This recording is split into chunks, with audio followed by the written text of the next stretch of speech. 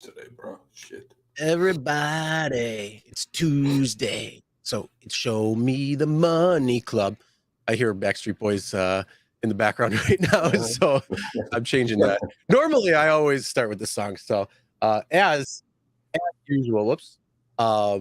It's Show Me the Money Club. It's Tuesday. You know what day it is. So we have quite a packed show for you today. We have a special guest coming, Walt, who is a Seattle-based driver.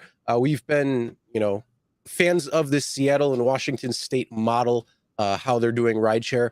And that's kind of the double edge of today's title because, when I put it out there, it was originally to say, is the Seattle and Washington model the best model? But it also has that double connotation saying, is this the best that we're at right now if everything was left to go, or would it get worse at this point? So that is kind of how today's title is really meant for, but it's up for interpretation, especially since it seems like things are getting a little bit worse. But Sergio, how you doing today? Doing very well, thank you so much. We have, awesome, like you said, jam-packed stuff. And look, I think we had Walt on 6 months ago, right? And it was in August.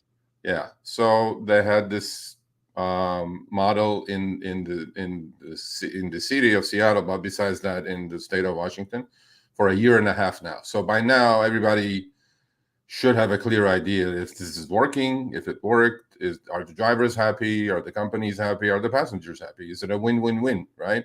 Which we cannot say about any other city or state at the moment because we hear nothing but complaining, right? So, and we've been talking about this in many different states, right? And they're all pushing proposals and laws and bills. Let's see. Maybe Seattle. Well, one of the things, too, I notice is there's so many screenshots of low ball and horrible offer rides that, I keep seeing. Are people actually taking these? Something like that. So you're going to see some screenshots that you're probably going to be like, damn, I wish I could have something like that. So it's going to be pretty interesting there. Even half of that. Right. But essentially, let's get into the rundown. Like I said, we're going to have Walt coming on. He is from Seattle. He's going to be talking about the Seattle and Washington state law that's been in effect for probably about a year and a half. There's been some changes and updates to it already. And basically how they've tackled Uber and Lyft and kind of, are controlling the situation a little bit more so while protecting drivers. Most importantly, obviously the pay rates. We're going to go through that rate card very soon.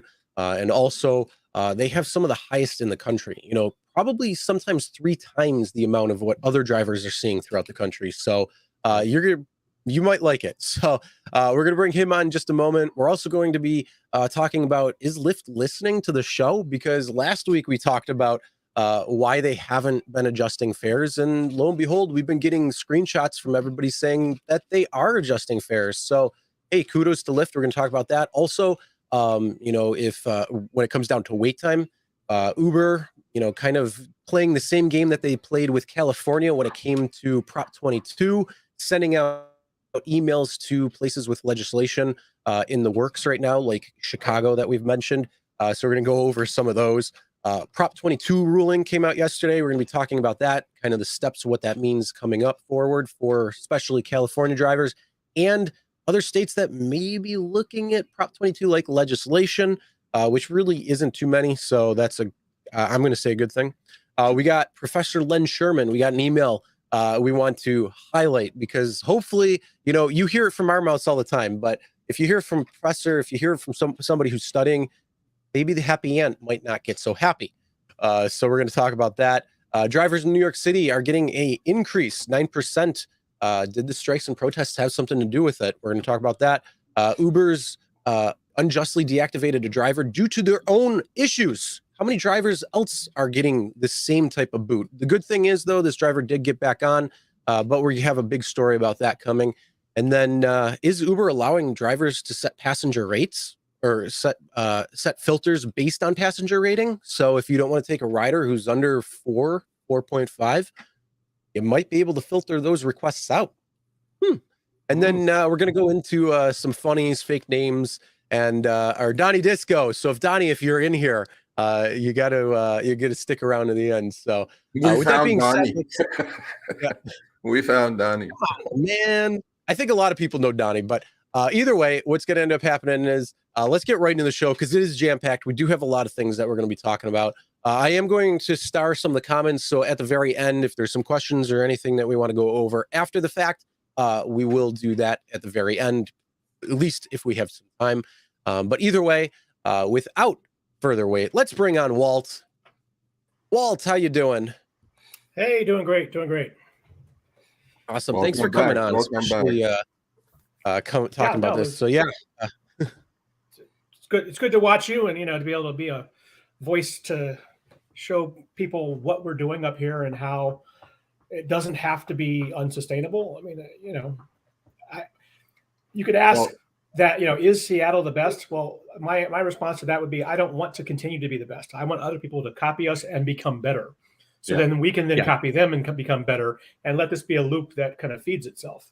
Yeah. So, well, before we jump into everything you sent us, as far as screenshots and earnings and whatever not, just give me like a quick 1 minute setup of how all of this started. Like, was it union efforts? Was it legislative efforts? How did you guys bring these companies to the table to get what you wanted? Right. Well, it was all. Union effort started way in the past, long before I even moved here, around 2014 or so, where they started organizing, and we had strikes and we had visibility things, and we also had a concerted effort to talk with the Seattle political class and let them know that we're getting screwed here. And so, we have to find a way to make this sustainable for the drivers. And by doing that, we were able to gain enough political will, but we wouldn't have had that voice if we didn't gather together as a union. And in our case, we affiliated with Teamsters 117, and they had connections, and they had a way for us to be able to talk with the mayor, to be able to talk with city council people, rather than just some person on a street corner going, hey, listen to me. And so that ability to have a voice is what carried the day in Seattle, and created a model which we were able to then say, hey, look, this is working, but the rest of the state needs it. Yeah. And so then we were able to leverage that with allies in Olympia, the state. And so we were able to get them to make a model based on the Seattle one.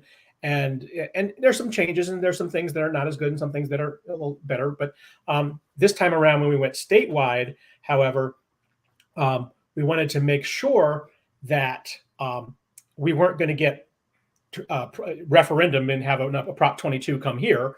Right. So we were able to get limited buy-in, if you will, from Uber and Lyft. And so they had a little bit of say as to, some things they thought were too extreme, and they're like, no, we're not going to have that.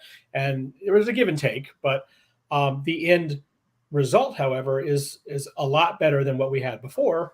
And, it's providing us a lot of the benefits of employment without the downsides of employment. And right. Give me a quick snapshot of, I always call the Seattle model, let's say, obviously the highest Uber X and Lyft standard rates by far. It's not even a question about that. Yeah. But I also call it, you guys have about 70% maybe, or maybe close to 80% now with the new proposals that you guys are putting forward of employment rights or employee rights and staying independent contractors, which is what by every survey, all gig workers want to stay, right? They want to stay independent. They don't want to be employees of these companies. So, give me like a quick snapshot of what you guys have in this package. Obviously, the rates we're going to discuss in a minute, so forget the rates for the moment. But what did you guys receive in this package? Well, on top of the rates, we have sick leave, which is earned at about a 1 to 40 rate. So for every 40 hours of passenger time, we get 1 hour of sick leave at the passenger time rate, which is much higher than your overall rate. I mean, mine's about $67 per hour or something like that, which is, more than what I actually make. But, we have deactivation protections, which is critical because day after day, you see somebody come in and get rear-ended. when they're waiting for a passenger, and then Uber says, "Okay, have a nice day," and you're just left hanging because they see you as a easily replaceable cog in a big machine, and you're disposable.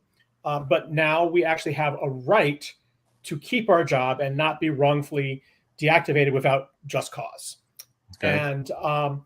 And so we're also in the pipeline. I mean, it's been approved to get the pilot program for the Family Medical Leave Act stuff, and we're getting workers' comp.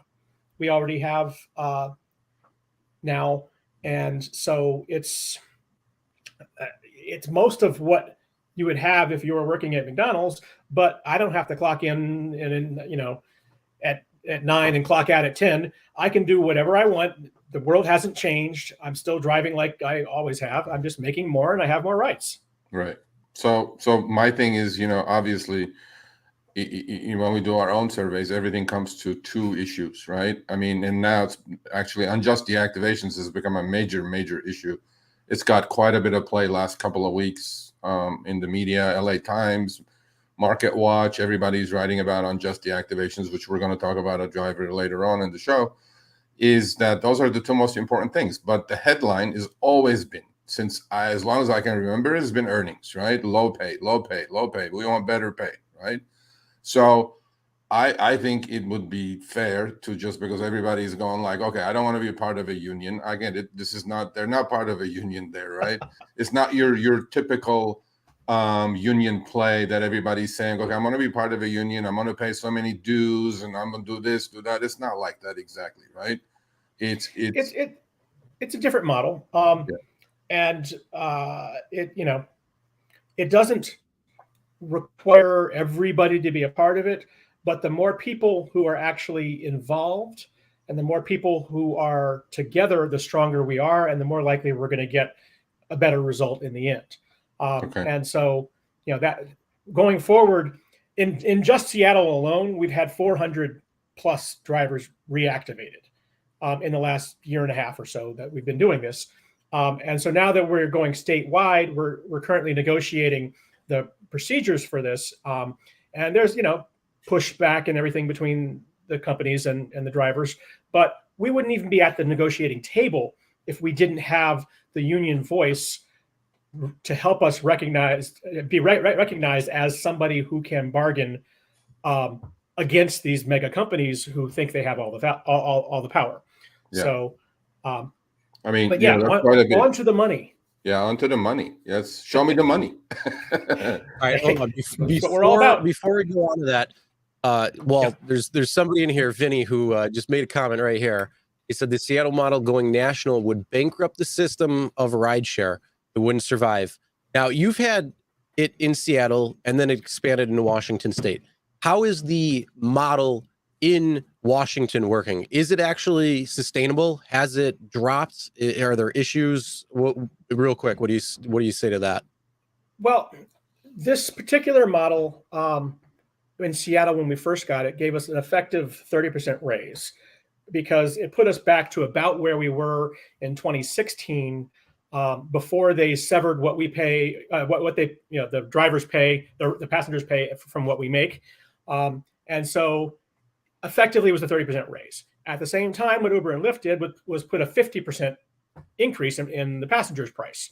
And then they blamed it on the drivers. Well, we have to pay the drivers. So no, I mean, you're skimming a whole lot more. Not only are they taking the same percent of a bigger pie, but they're taking a bigger percent of the pie.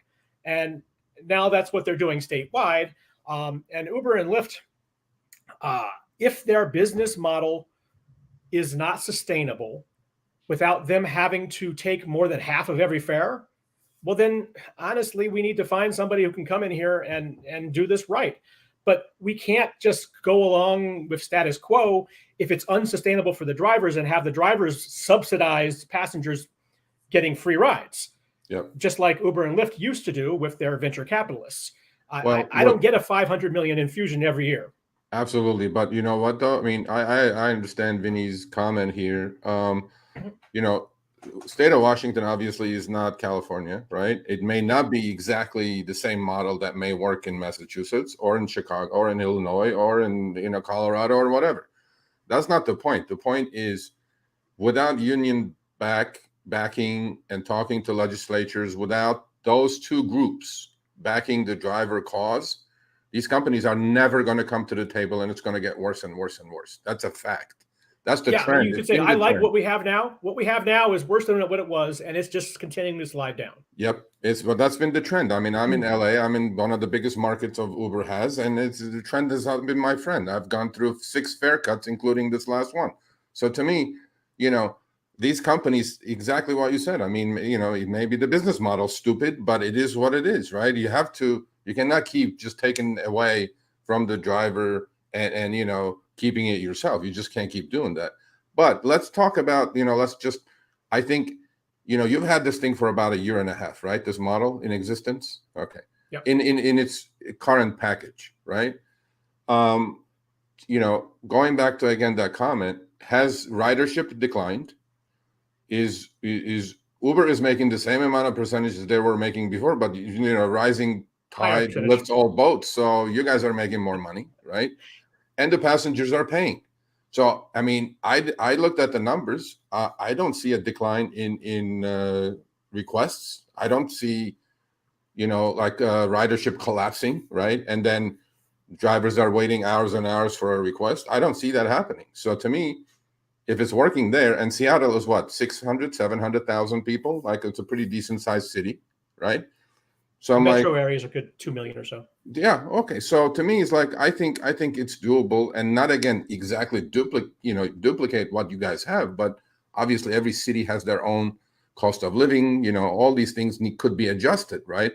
I mean, so let's talk about that for a second, right? Let's talk about you're still on a time and distance rates. You do not have upfront fares, right?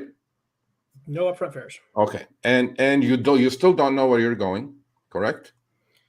We get a lot more information now. Lyft will tell us, will show us on the map exactly where we're going. Okay. And Uber will give us, actually, I think they give us the almost full address, or the street name and city and zip code and stuff. So we have a pretty good idea where we're going. Yeah, obviously, but if they're showing you the rate, you can kind of figure out, reverse engineer it and figure out how far the ride's going to be. But me and Chris, we always would say, with that, when you are not on, obviously, on many shows, that currently with the upfront fares, the acceptance rates in the country are collapsing, literally, like they're taking a nosedive. Okay, because some of the trips that we see is just absolute horrendous, right? Mm-hmm. So I ask you this, but then now publicly you can announce it. What is your personal? And we always said, if we had Seattle rates, we would accept everything. our acceptance rate would be like 95%. So what is your personal acceptance rate? Well, it just dropped down to 90% last night. Usually in the last couple months, it was around 92 to 93%. It just dropped. See, Uber, if you're watching, look, that is how you fix the acceptance rates right here. Yeah, right there. I mean, to me, it's like, okay, so let's look at this list. Okay, this is from this. We didn't make this up. Walt sent us this little screenshot this is here.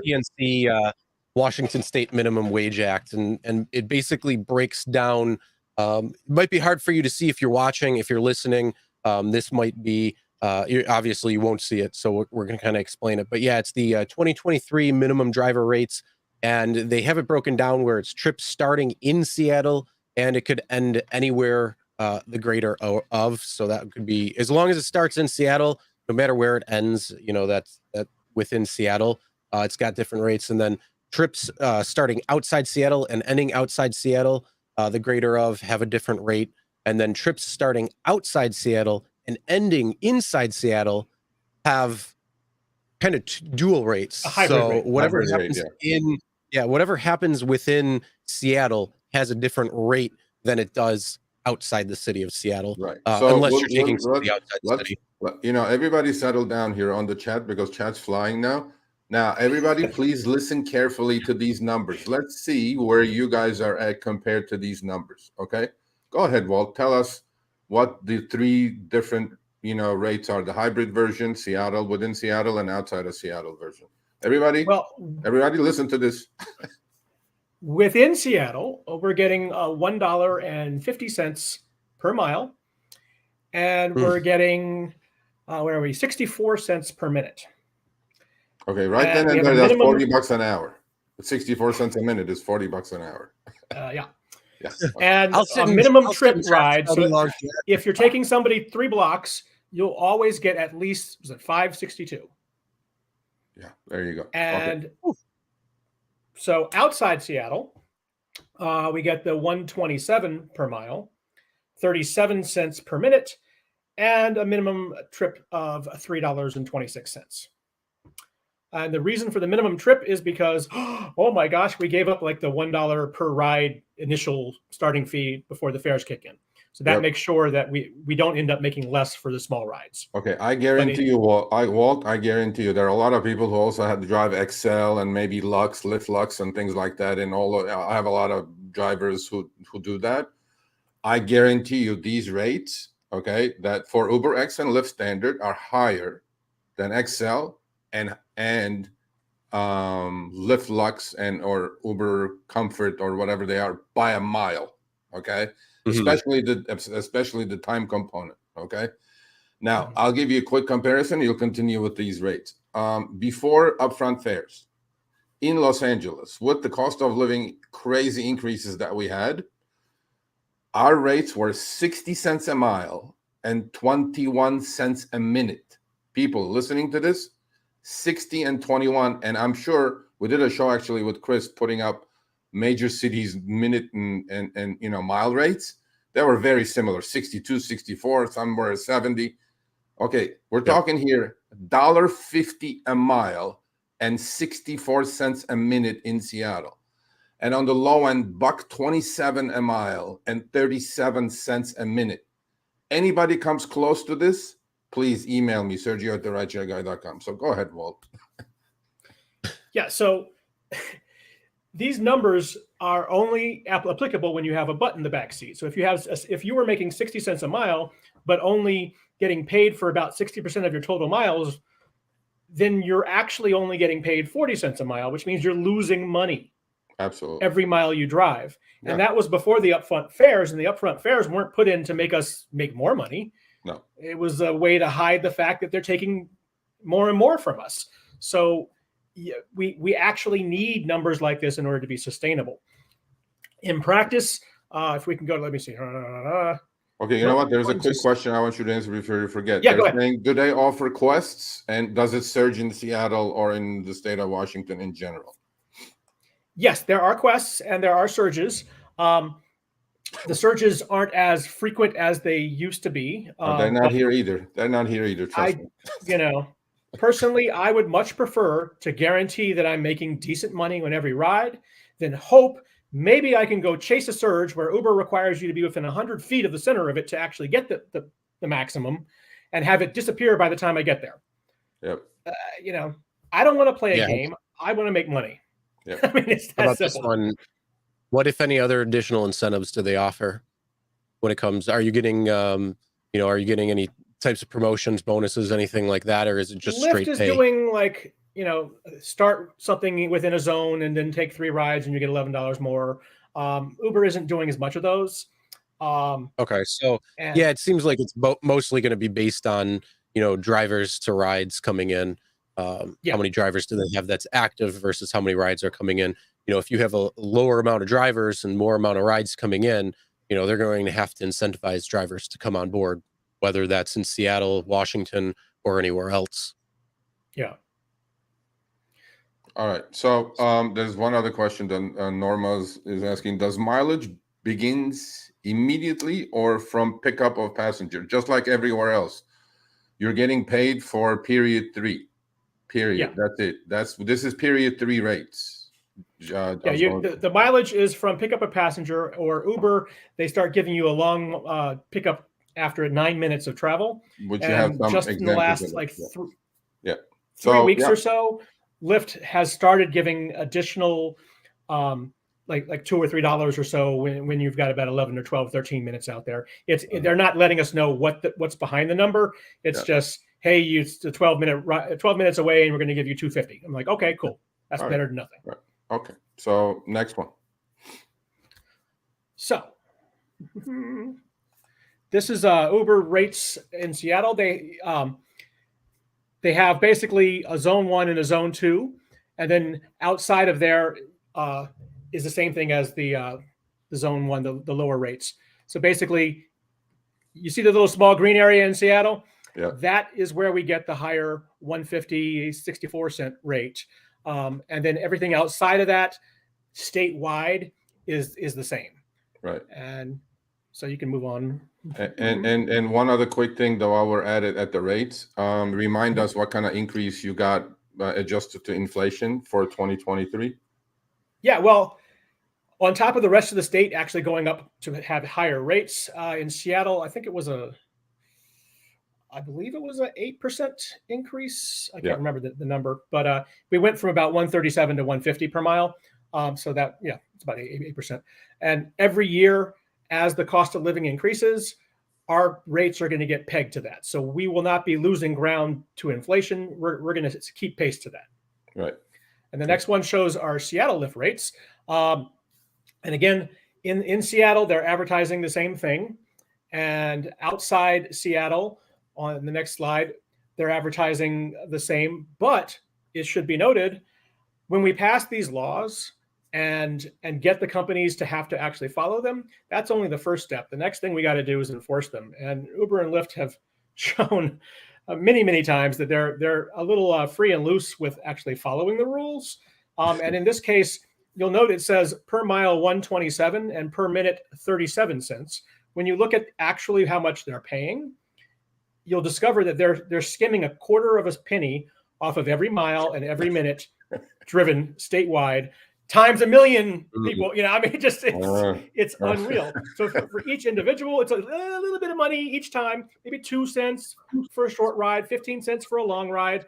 But if I could skim between 2 and 15 cents off every ride that's happening, I'd be a millionaire in no time.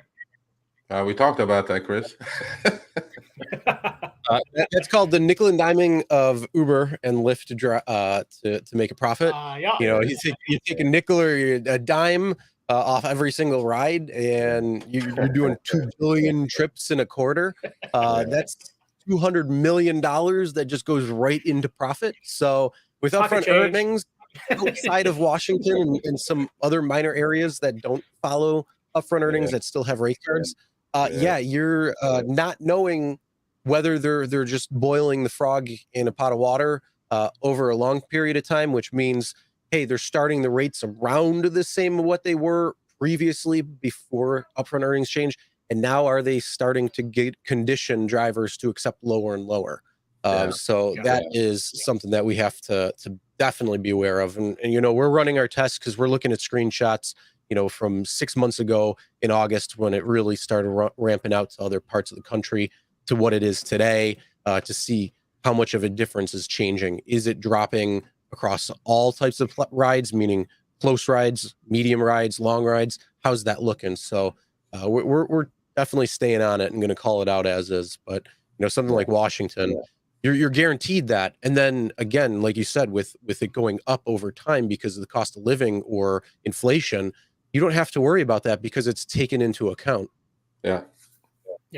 All right. So here's a trip. There's one of the few trips that we're going to show you guys. So, we're going to show you inside Seattle, starting in Seattle, ending somewhere else, hybrid version, whatever this. So Walt's going to walk you through this. Go ahead. So this is an ordinary run of the mill kind of 10-minute trip, and 3.5 miles. It adds up to $8.10, and that's a lot better than what we used to get before this outside of Seattle. But here's how Uber and Lyft are making this happen. They're charging the customer $14.95, and if you look at the far bottom corner, it says your earnings represent 54.2% of the total passenger fare. And so basically, on your average run-of-the-mill medium suburb trips, they're taking half the money, and people are still paying that amount. So the system hasn't broken yet. And if you move to the next slide, I would take this trip every single day, every single minute, every single. This is an airport ride. Okay. going into Seattle from the airport. And this will show you how you see the distance is broken down. So I got 2370, but part of that was at 7 miles at the lower rate, and then the final 9.77 miles at the higher rate. And so you add it all together. And again, Uber took almost 40% of the fare. If you look at the bottom corner, your earnings represent 62.7% of the total passenger fare. It's real quick, just a lot of listen. Hold on, 1 second. For those who are listening and not able to see, basically for a ride in outside Seattle that ends in Seattle, because there's 2 different payments, he was at 22 minutes 39 seconds for the duration of the trip, which lasted 16.8 miles, and he got paid $35.67 on that. Yep. All right. So and so you'll see a lot of stuff that Uber has there about our service fee summary to make it look like they're only making $8.64 on the ride, but these numbers are all just imaginary. Their commercial auto insurance thing, that rate is just much higher than what they have to pay. Well, absolutely, because I'm actually investigating that, Walt, because what they do is they stick the marketplace fee in there that the driver doesn't get. For a 22-minute trip, paying $5.65 commercial insurance is total BS. It doesn't work at all. But we're going to discover that coming up on the next few shows, because they're definitely sandbagging, making their take rate look very small, which is not. So, well, the driver paid sick time is an easy one to calculate. It's 1 to 40 of my total thing. So if at 61 cents or something like that, I have to have an average ride payment of $29, $20, $26, $27, something like that. And nobody's average is that high. Most of your rides are little short ones. So they're making it look like they have higher fees than they do. And then the bigger thing is they're comparing their net. They're taking their fees out and then comparing that to our gross. Well, if you're going to look at your service fees, well, then I get to add in my gas, my tires, my oil changes, my depreciation of my car, and then I'm not making $7.18 on this trip. I'm making a lot less than that $7.18. Yep.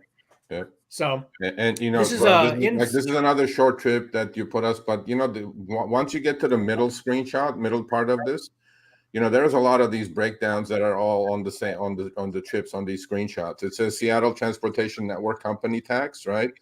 Is that part of the deactivation process? Is that goes towards a fund? Is that how this works? And then you also have driver paid sick time, right? So explain those things real quickly for us, what they are.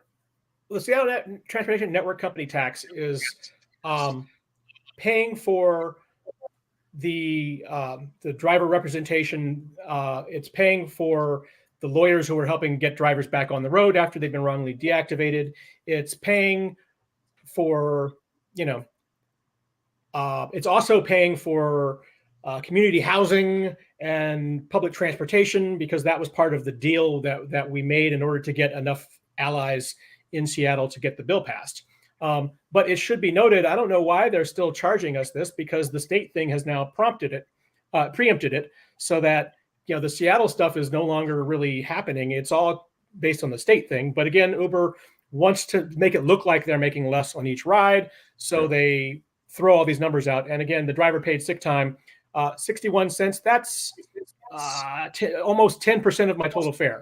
I'm only making 1/40th of this in the maximum sick leave if I claimed it all. So it's really sandbagging on 90%. Well, fuzzy math, because what they do is like they take all these numbers and put it up and take it off of the the passenger fare, right?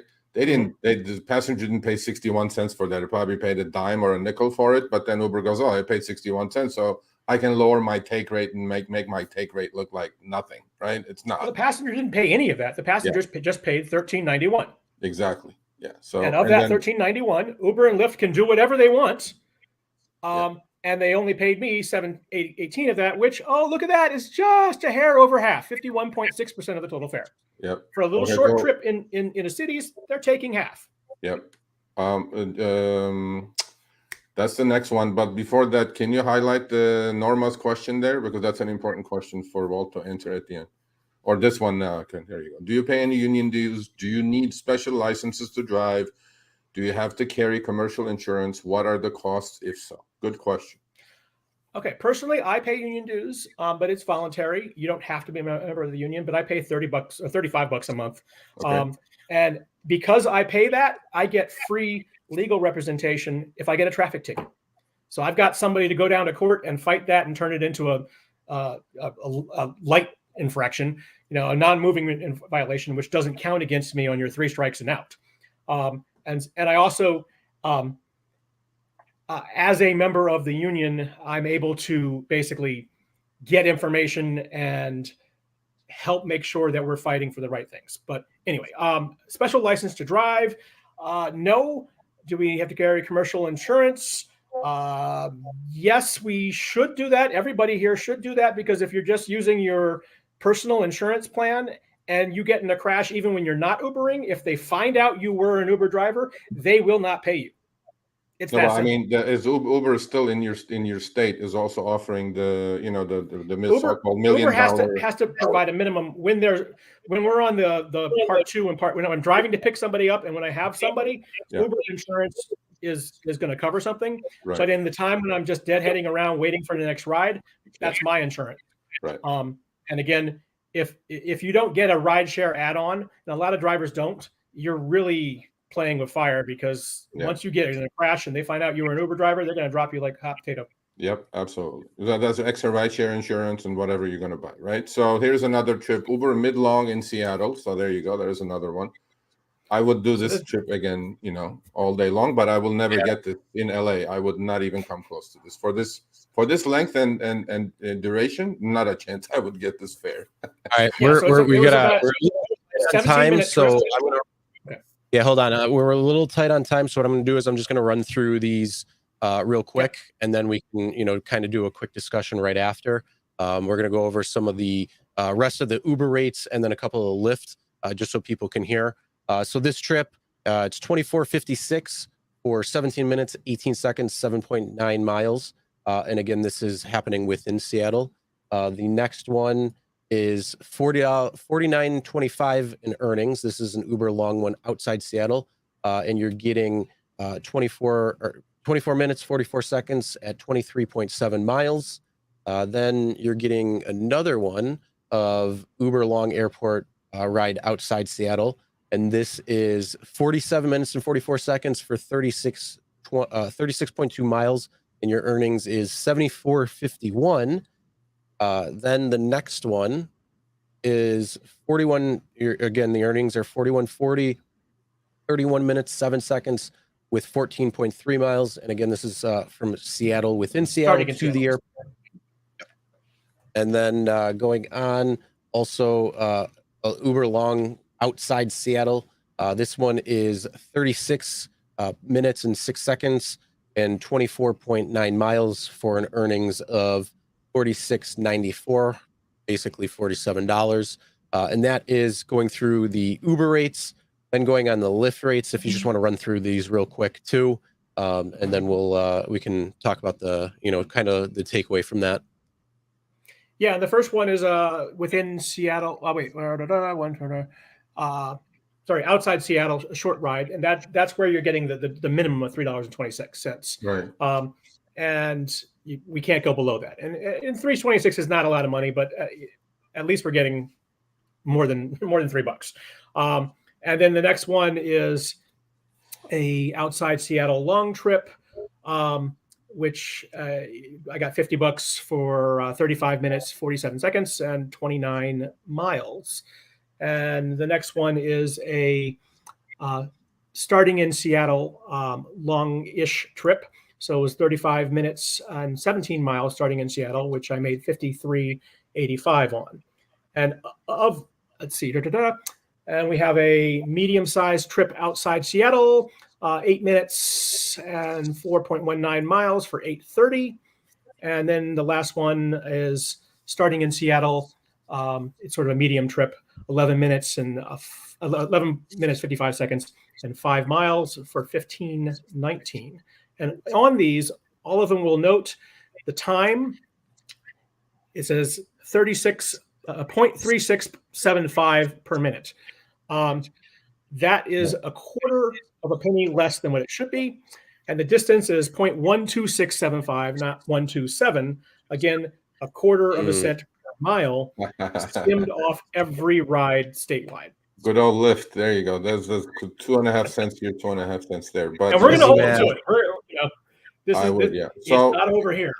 So we have like a couple of minutes left. I hope there's back pay coming to you from all of these miscalculations here. Yeah, all this. Our this good glitches, friends at labor and industry will be on the beat. Yeah, hold on to the firewall. So a couple of questions that comes to mind is this: are you a full-time driver or a part-time driver? Full-time.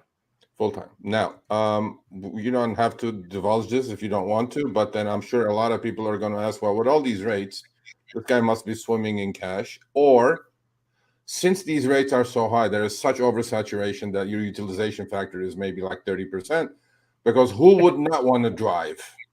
I mean, these are questions that would come to my mind. I'm sure they're asking it because the chat's flying today. So I'm going like, but those would come to my mind that I would ask you. Like, what is your, if you want to, you don't want to, it's fine. Weekly gross for a decent week that you drove, let's say maybe 40 hours. Okay. And is there oversaturation in your market that you're seeing that we're witnessing pretty much every other major city in the country? Well, if I'm doing about 40 hours gross week, usually gets me around 15. If I'm pushing it really hard, I'm doing like 65 to 70 hours, and usually around 19 to 21, 2200. That's online hours, right? Yes. Okay. And how about? And some of that actually would be higher if I mean, sometimes I live about 80 miles away from Seattle, up in Bellingham, and honestly, this area has always been oversaturated with drivers, and so I've always gone down to Seattle to make money. I stay local every once in a while, but it just makes sense to go where all the action is. So sometimes when I'm driving down, I'll have like the directional things saying, "Give me a ride to the Air Force Base way past Tacoma," so I can get anything, including the airport rides along the way. And usually I don't, but when I do, hey, it's gravy. And like one of the rides we showed was during my commute, I got a $50 ride for half of my commute. I'm like, okay, cool. Yeah. That paid for the round trip and more. So it's not mandatory to be part of a union. It's voluntary, right? And I'm sure you speak to quite a bit of drivers being part of the union, or you have friends or whatever. What percentage of Seattle drivers are happy with what they have, and what percentage are not? If you know, or do you hear any? Do you look? All we hear when we do videos, popular videos, unpopular videos, all we hear is complaining. I'm not sure you guys have anything to complain about. Is there any complaints? What are you guys complaining about? Seattle's had the higher rates for a year and a half, and it didn't suddenly evaporate demand then. It should be noted that this year, I think demand has gone down a little, largely because of the layoffs and the layoff fears in the tech industry. And we're a big tech area. Microsoft and Google and all that, everybody's running scared. So that makes it less likely that people will want to pay $70 to come all the way in from Redmond to go downtown to party each way. And so that's depressing it a little bit.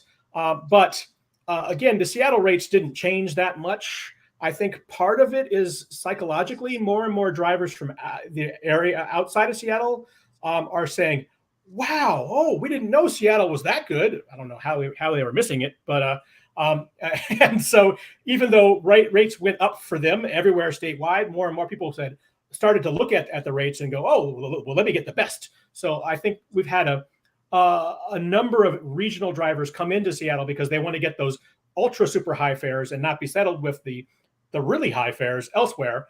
But then that opens up opportunities. So if I just go into the suburbs, I'm picking up a good steady amount of rides. It's just like anything.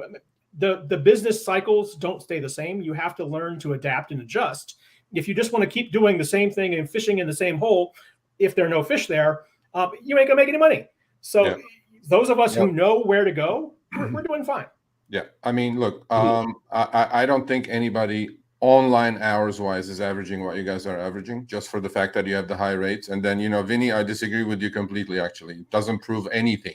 All it does is it does the same thing in the Miami market. Show me one UberX or Lyft standard driver that's pulling down 35 to 40 bucks per online hour. Not a possibility. So my point is, you guys have something good, right? Just give me one more minute because Chris is running late. We're running late, but give me one more minute on the new thing that you guys have coming. I think it's called 1570, the bill that you guys working on. It gives you a little bit more, right? Well, we it just passed the House and it's going to be going to the Senate, and it's Family Medical Leave Act, and we're working on the details.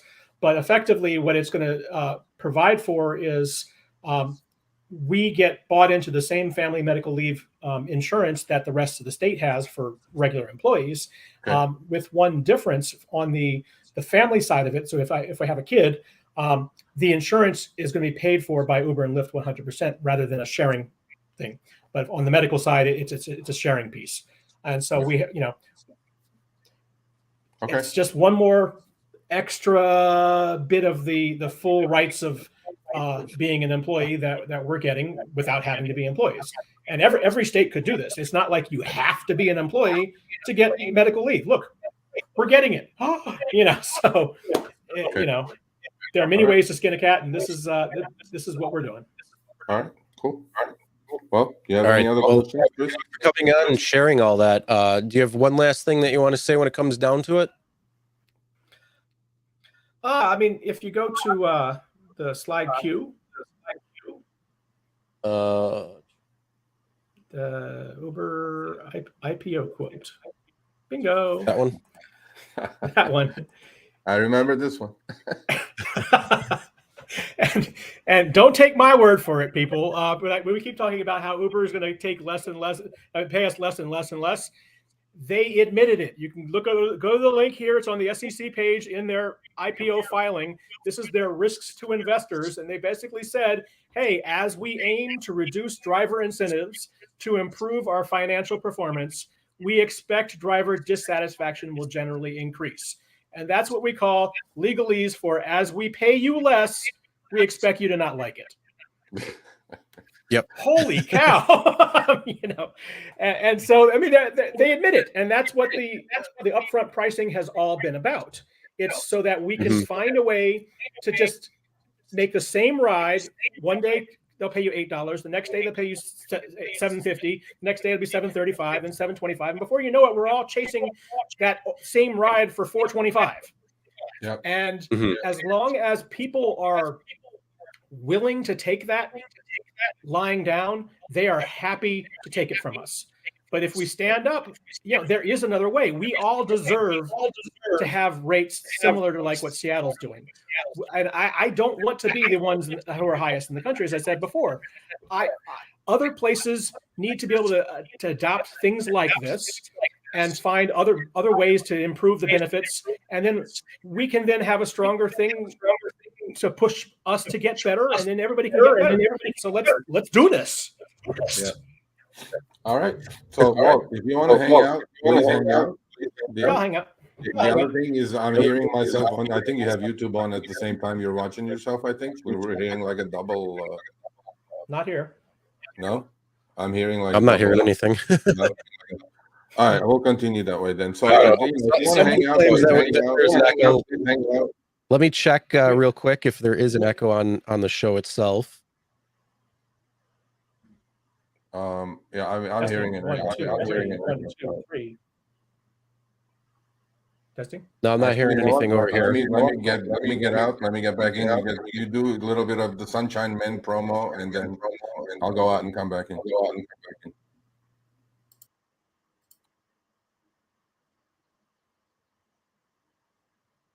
Testing.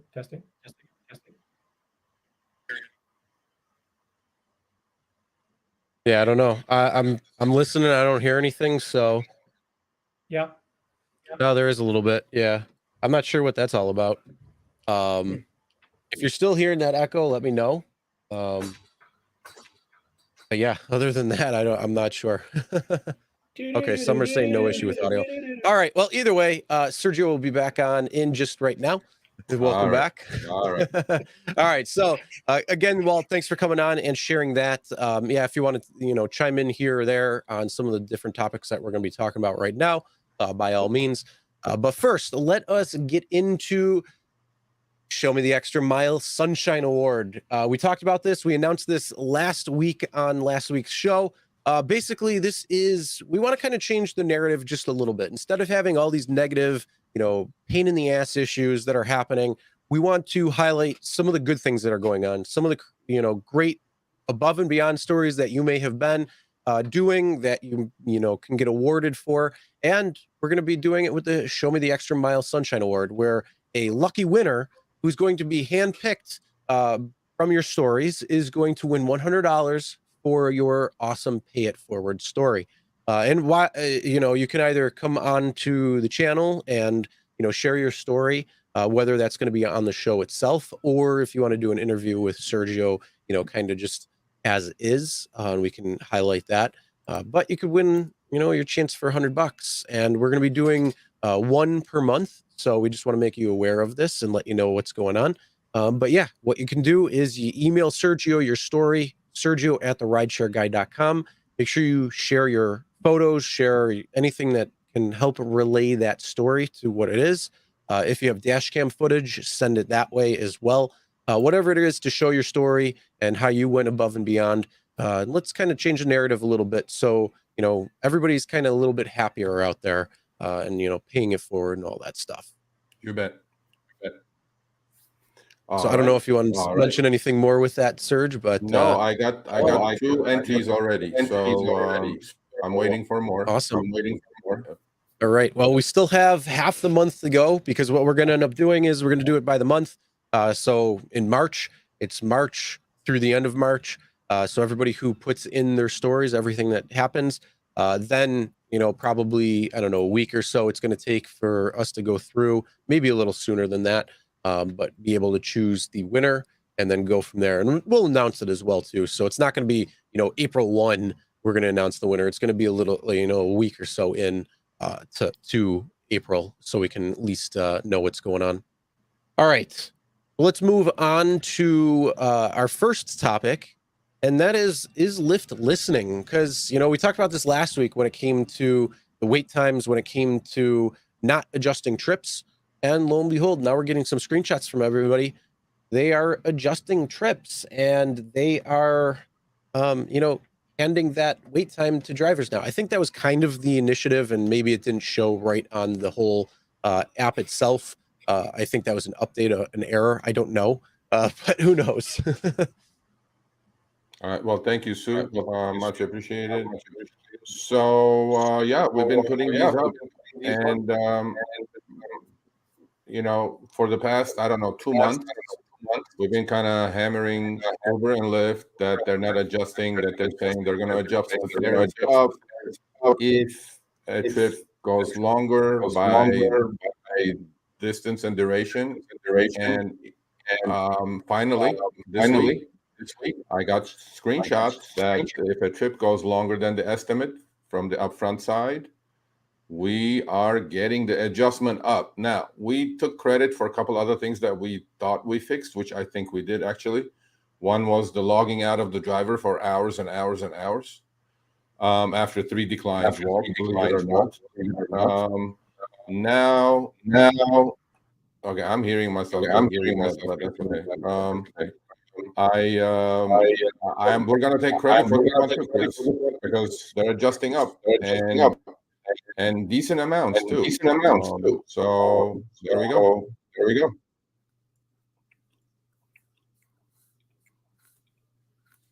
Yeah, I'm just trying to see the echo thing. So I'm not sure what's going on. I hear it pretty much only when you're talking. I mean, if somebody else says people on the the stream are saying they're hearing an echo.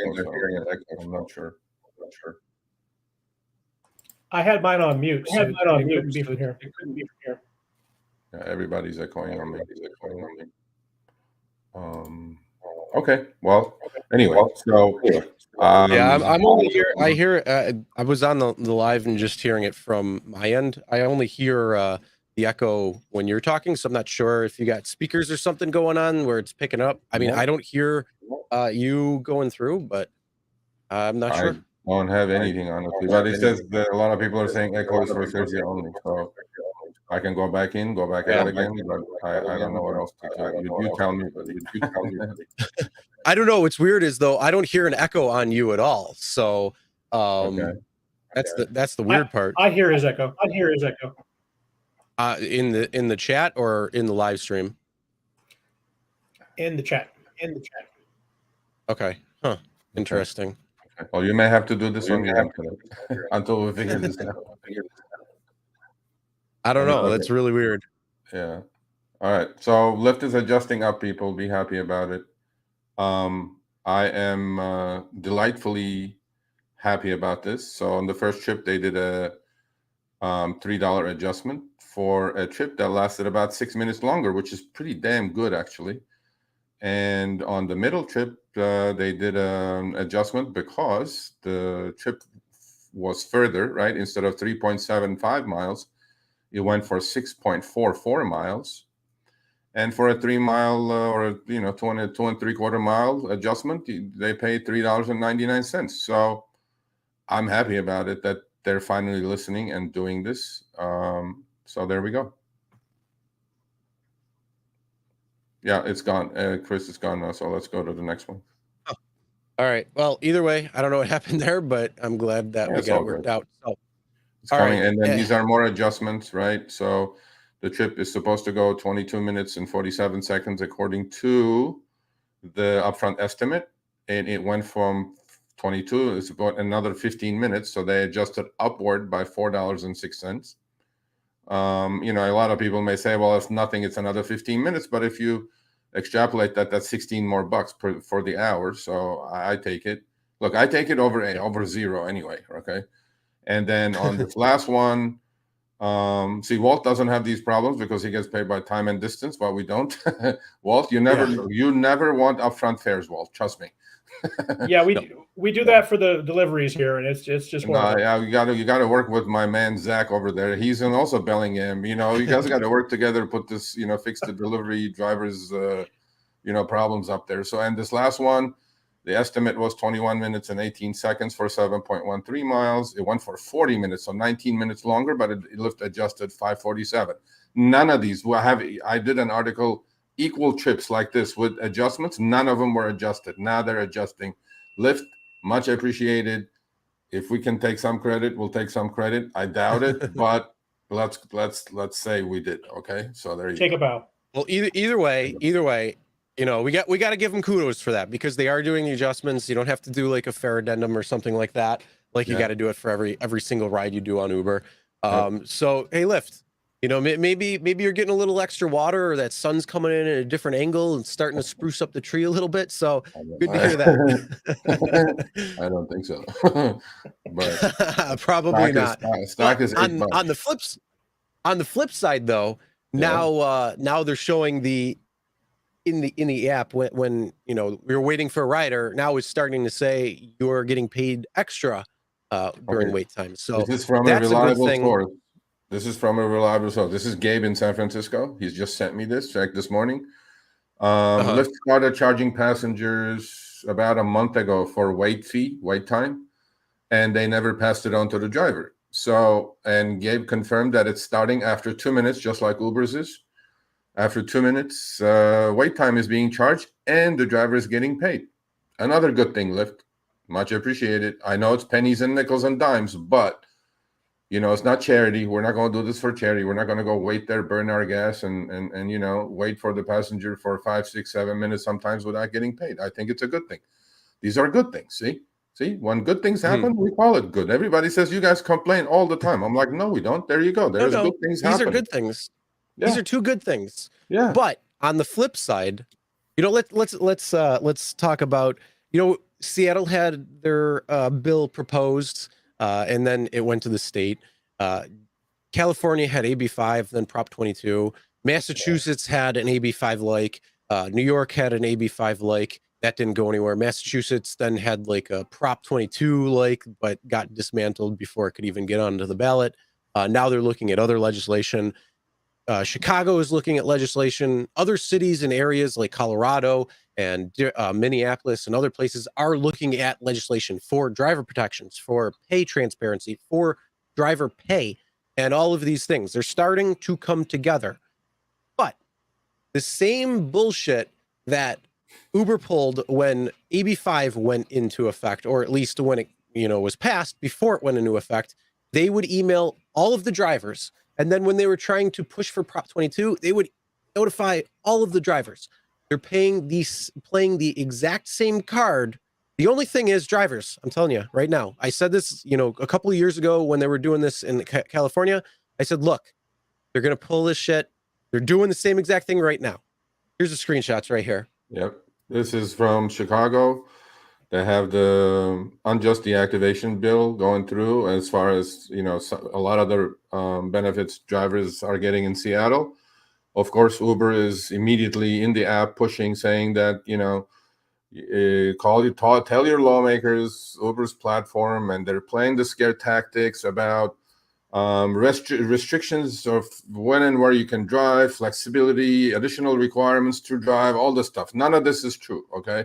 All they want you to do is click that white big box there on the right side, and that'll send some sort of a vote amongst drivers. Do not fall for these scare tactics. Please, people, do not fall for these tactics. These are because benefits. We have somebody right here.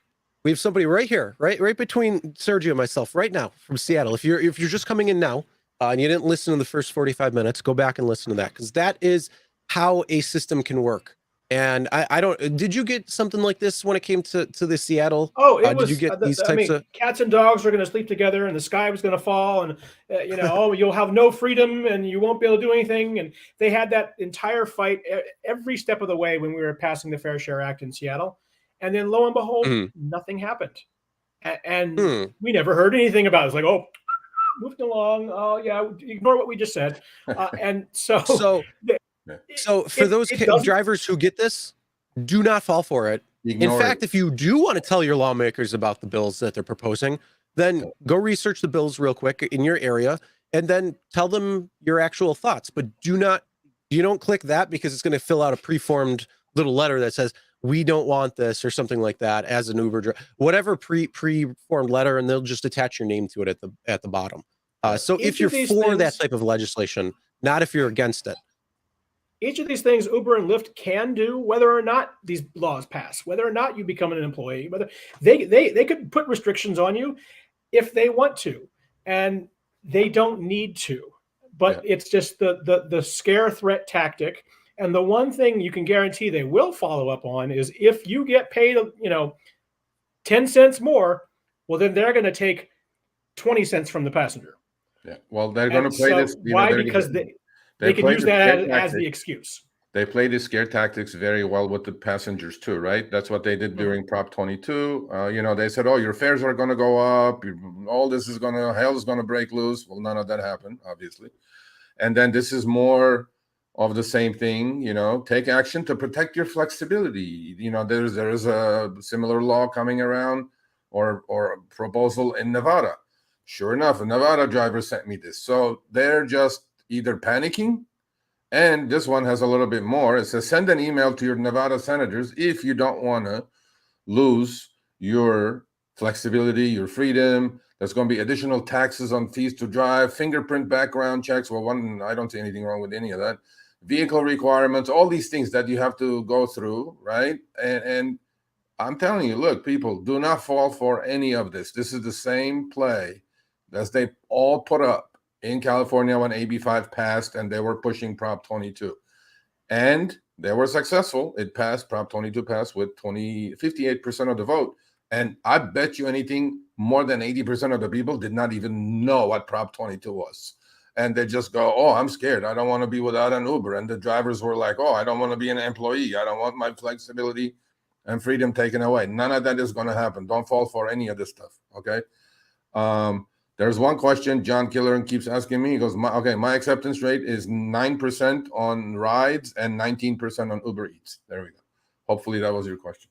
So yeah, don't fall for this, people. Please do not fall for this. Okay. Yeah.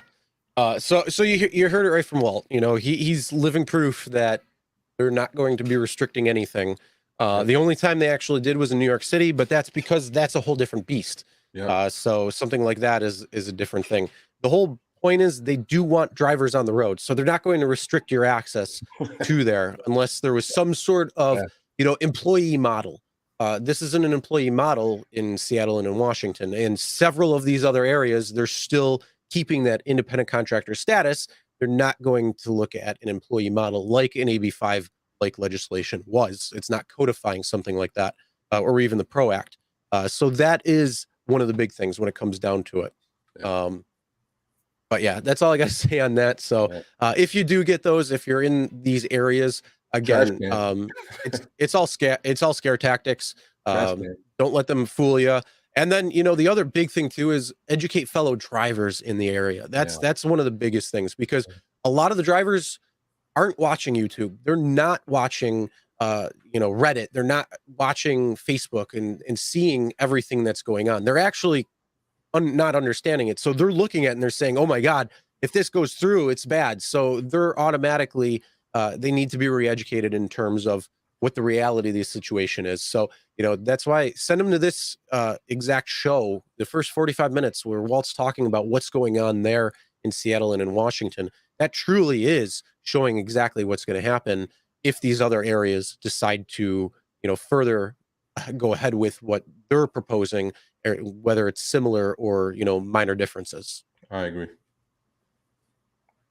All right. So speaking of, these laws that have gone into effect, Prop 22 has been a massive win in California when it comes to these programs of Uber, Lyft, Doordash, Instacart, all of these platforms. They are heavily happy that Prop 22 is in place in California, because it's a law written for them as companies, not for drivers, not for the people of California, the customers. It's for the platforms, so they stay as close to as is as possible.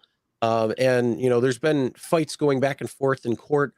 This is just the next step in the fight. It's still continuing. It will continue. I'm sure that this will be appealed, but looks like Uber Lyft are scoring victory as they affirm the right in Prop 22 and keeping drivers as independent contractors. Yep. So this was long going since 2021. Actually, a judge threw out Prop 22, or considered it unconstitutional. And then it's been about a year and change now that it went through the legal system, and obviously Uber and Lyft appealed, and they won the appeal. So this ruling came out actually yesterday around 5 p.m. So we squeezed it in here. I'm in California, and so are a lot of drivers who are watching probably this now and later on. Prop 22 has not been great for California drivers, especially on the rideshare side. On the food delivery side, probably so, a little bit better than rideshare. So Prop 20, there was a 3-judge panel on the appellate court. 2 judges decided for it. It was a split decision, basically. One judge cited that Prop 22 is unconstitutional, and the other 2 judges said, no, it's not. And so Prop 22 stands. So what's the next that's going to be is going to be appealed to the Supreme Court. But as we know, California Supreme Court, as we know how slow the legal system works itself out. So you guys will be stuck with Prop 22 for a while to come. And, like it or not, it's here to stay. The only good thing that may be a positive out of this, which a couple of the unions are mentioning, like SEIU is mentioning this, that, the part of the provision they struck down was that now the drivers will have the rights to collectively bargain. Maybe, I don't know. That depends on a lot of different things. Look, my money is on this to go to the Supreme Court. And the Supreme Court, I think, will take this case. If this was a unanimous decision by all 3 judges saying Prop 22 is constitutional, nothing wrong with it, and the lower court judge was wrong, then maybe Supreme Court wouldn't even listen to it. But the fact that this was a split decision and one judge kind of agreed with it, then I think Supreme Court will decide to listen to the case, and then maybe who knows when. I mean, I'm sure it'll be at least a year or 2 before the Supreme Court arguments are made. But Prop 22 is here to stay, And so for delivery drivers, rejoice, delivery drivers, because you guys are working for tips. For rideshare drivers, if you're getting Prop 22 money, seriously, listen to this now. If you're a rideshare driver and collecting Prop 22 money, you are doing something very wrong. Okay, you should not be getting, because the law is written in a way, depending on active time, that you should not be getting Prop 22 money. But that means you're not doing your job properly. You're not cherry picking. Whatever you're not, you gotta be making more than $15.20. Which is, I mean, you gotta be making more than that. If you're not making more than that, maybe it's time to quit rideshare and do something else. Yeah. There's a couple of people who are asking about Sergio's email. It's sergio@therideshareguy.com. Send him an email. Again, sergio@therideshareguy.com. All right. With that being said, talking about Prop 22, some of the things there. One last thing before we move on to the next. What's your thoughts on Prop 22? Do you think it's going to actually be here to stay once it goes to the Supreme Court and is heard, or do you think it's going to be stripped down or overturned because of the original? What's very difficult. It's very difficult to turn over a proposition in California and let alone in anywhere, because people have spoken, to be honest with you. Right? Did they know what they were voting for? They probably didn't. Okay. But they voted for it. That's the people's vote. It's very difficult to change people's vote. First, they have to accept to hear the case. Then the arguments will happen, just like it happened in the appellate case. Okay. And to me, I think it's here to stay. Right. So that's therefore, states like Massachusetts, actually, they caught them, with their hands in the cookie jar and didn't allow a Prop 22 clone to pass. Because once these things pass, it's really difficult to rewrite the law. Okay. Now what you have to do is you have to come with another referendum to make Prop 22 go away with your own referendum. And you have to spend tons of money. I mean, Uber and Lyft and Doordash and Grubhub at the time spent $220 million. I don't think, the other side has that kind of money. And during Prop 22, I know what they spent. They spent close to like $7 million. They got outspent by like 30-1. And, money buys these things, and I'm not going to deny that. And they bought it, and they wrote the law, and that's why they're taking victory laps today. Like Tony West was commenting on it, who's the chief Uber counsel. They're all going like this. So we move into Seattle? Flexibility. I'm like, I don't know. So, Serge, we moving to Seattle? Yeah, I'm moving to Seattle. I'm gonna go. I'm gonna get my acceptance rate up to 96%. Nice. You know what? I can drive in Jersey now. I just got the email like 2 weeks ago from there saying, we're checking around states around you, and New York can drive in New Jersey now. So who knows? Maybe I'll go down and hang out with Dustin for a little while, drive in Atlantic City, because I guess they have a different tier rate there, which is a little bit higher at the Jersey Shore than it is while you're at it, while you're at the New Jersey subject, let me ask the question that I've been asked a million times by emails. How come I don't have in Jersey upfront fares? First of all, you don't want upfront fares. Okay, it's not a good thing for you.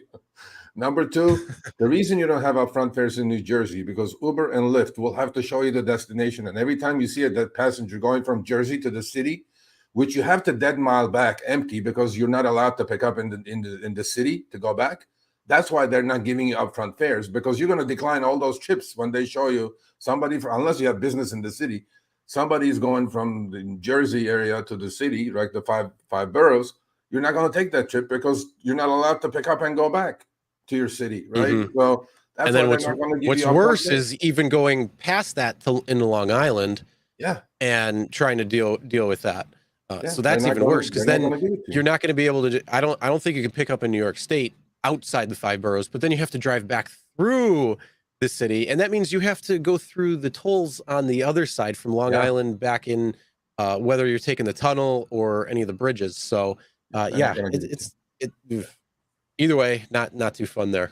But that kind of answers that. Maybe we'll put that into a little short or something, so people know and can see it at that point. But either way, I don't know. Maybe I'll try going to Jersey for a little while. I'll go stop and hang out with Dustin and see. But, all right. let's move on, because we're talking about these acceptance rates, how they're poor. Thanks for the super chat, appreciate that. Thank you, sir. Anyone here drive Grubhub? You're getting $30 orders. Hey, that's awesome. We talked about Grubhub. Kim actually does deactivating Grubhub. Yeah, watch that AR, because the low AR may lead to your deactivation when it comes to 100%. Grubhub. Yeah. So that's something we talked about. We actually just put a video out about that. I think it was yesterday, or within the last couple of days. But yeah, just watch that. But I mean, the Grubhub pay is actually pretty decent overall, comparatively, when it comes to it. Kim, though, who is a contributor on RSG, she does Grubhub and is pretty active there. So she's got some good info on that. But let's go to our good old professor, Len Sherman, who was on the show prior. And he sends us emails every now and then, especially when we nail the head on the Uber and Lyft coffin when it comes to some of the crap that they try to pull. Now, this might be a little eye-opening when it comes to some drivers who like to be the happy ants and accept everything. He's got some good insight, and I hope for those happy ants that accept everything, except unless you're in Washington, because you're probably happy to take those rates. But if you're outside the state of Washington, you might want to really pay attention to what Professor Len Sherman is saying, because he studies this. He's a professor. Sergio, you know him very well. If you want to, give a couple of the credentials and go into the email. Yeah, I know him very well. He's a great friend, and he's a huge fan of the show. So, I mean, this guy's a professor at Columbia Business School. He's an Ivy League professor, okay? But he enjoys what we do, and then, we communicate quite a bit. So we had run this test with two drivers in Chicago, phones side by side, both drivers getting completely identical trips, Walt, listen to this one, for completely different prices, right? So we ran this test, and Chris has been working on it. So next week, we're going to show you the test that we ran. And I'm sure we'll hear from the professor again. He goes, Serge, your session today on Show Me the Money made eminent sense. Congrats on the hard work to put it together. Yeah, Chris did most of the work. I just put it together, the rest of it. I strongly believe Uber has been using behavioral science and to set driver-specific compensation for quite a while. And, we talked about the gamification, gamblification, and how these highly paid, behavioral scientists, psychiatrists, psychologists work at Uber, create these bells and whistles, the colors, all these things that you guys see on the app, which is for a simple business like picking up point A, dropping at point B, is completely unnecessary. But it is not, because they're playing with your endorphins in the head, the release of endorphins, all that good stuff, right?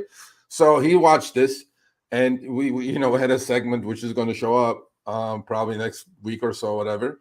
And I talked to tons of behavioral scientists about this, and they educated me. They educated me in how these guys train you from the first day you sign on all the way to the end, what kind of reinforcement tactics they use. They will throttle you. They will put you in quiet timeout. So he watched this, and he goes, all right, he goes, I strongly believe Uber has been using behavioral stuff, okay? Unless you have access to data that I'm not aware of, which I don't have access to. The behavioral scientists and the psychiatrists and psychologists I spoke with kind of confirmed that, yeah, they all have high-paid individuals at these companies playing with your levels of excitement and trying to get you hooked into the system and never let you go. But then, after 8 months or so, most of them are quitting, but 8 months is a long time to do this. So we can systematically prove that UNL or Uber and Lyft are playing the puppy training games.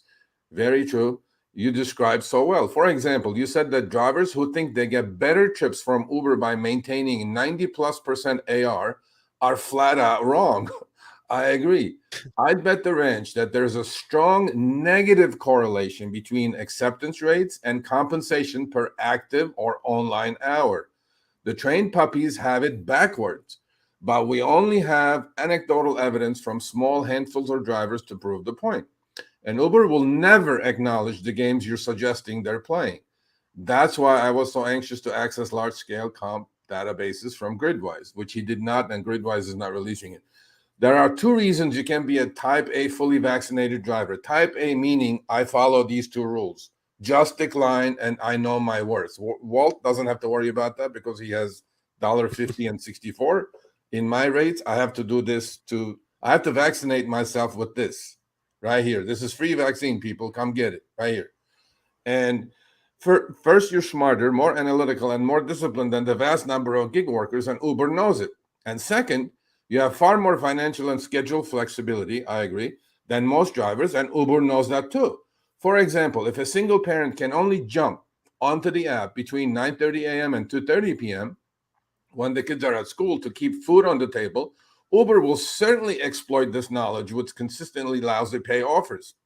Some drivers just don't have the flexibility to know their worth. No, this hit me funny, and I was laughing for like 10 minutes after this. He goes, no wonder Dara has to fly to Ukraine. This is from a professor, okay? Fly to Ukraine to meet with friendly Uber drivers. Holding an open invitation town hall with drivers in LA would be far more dangerous war zone. And this is from Len Sherman. And Professor, thank you so much. Keep watching. Much appreciated. There you go. Yep. All right.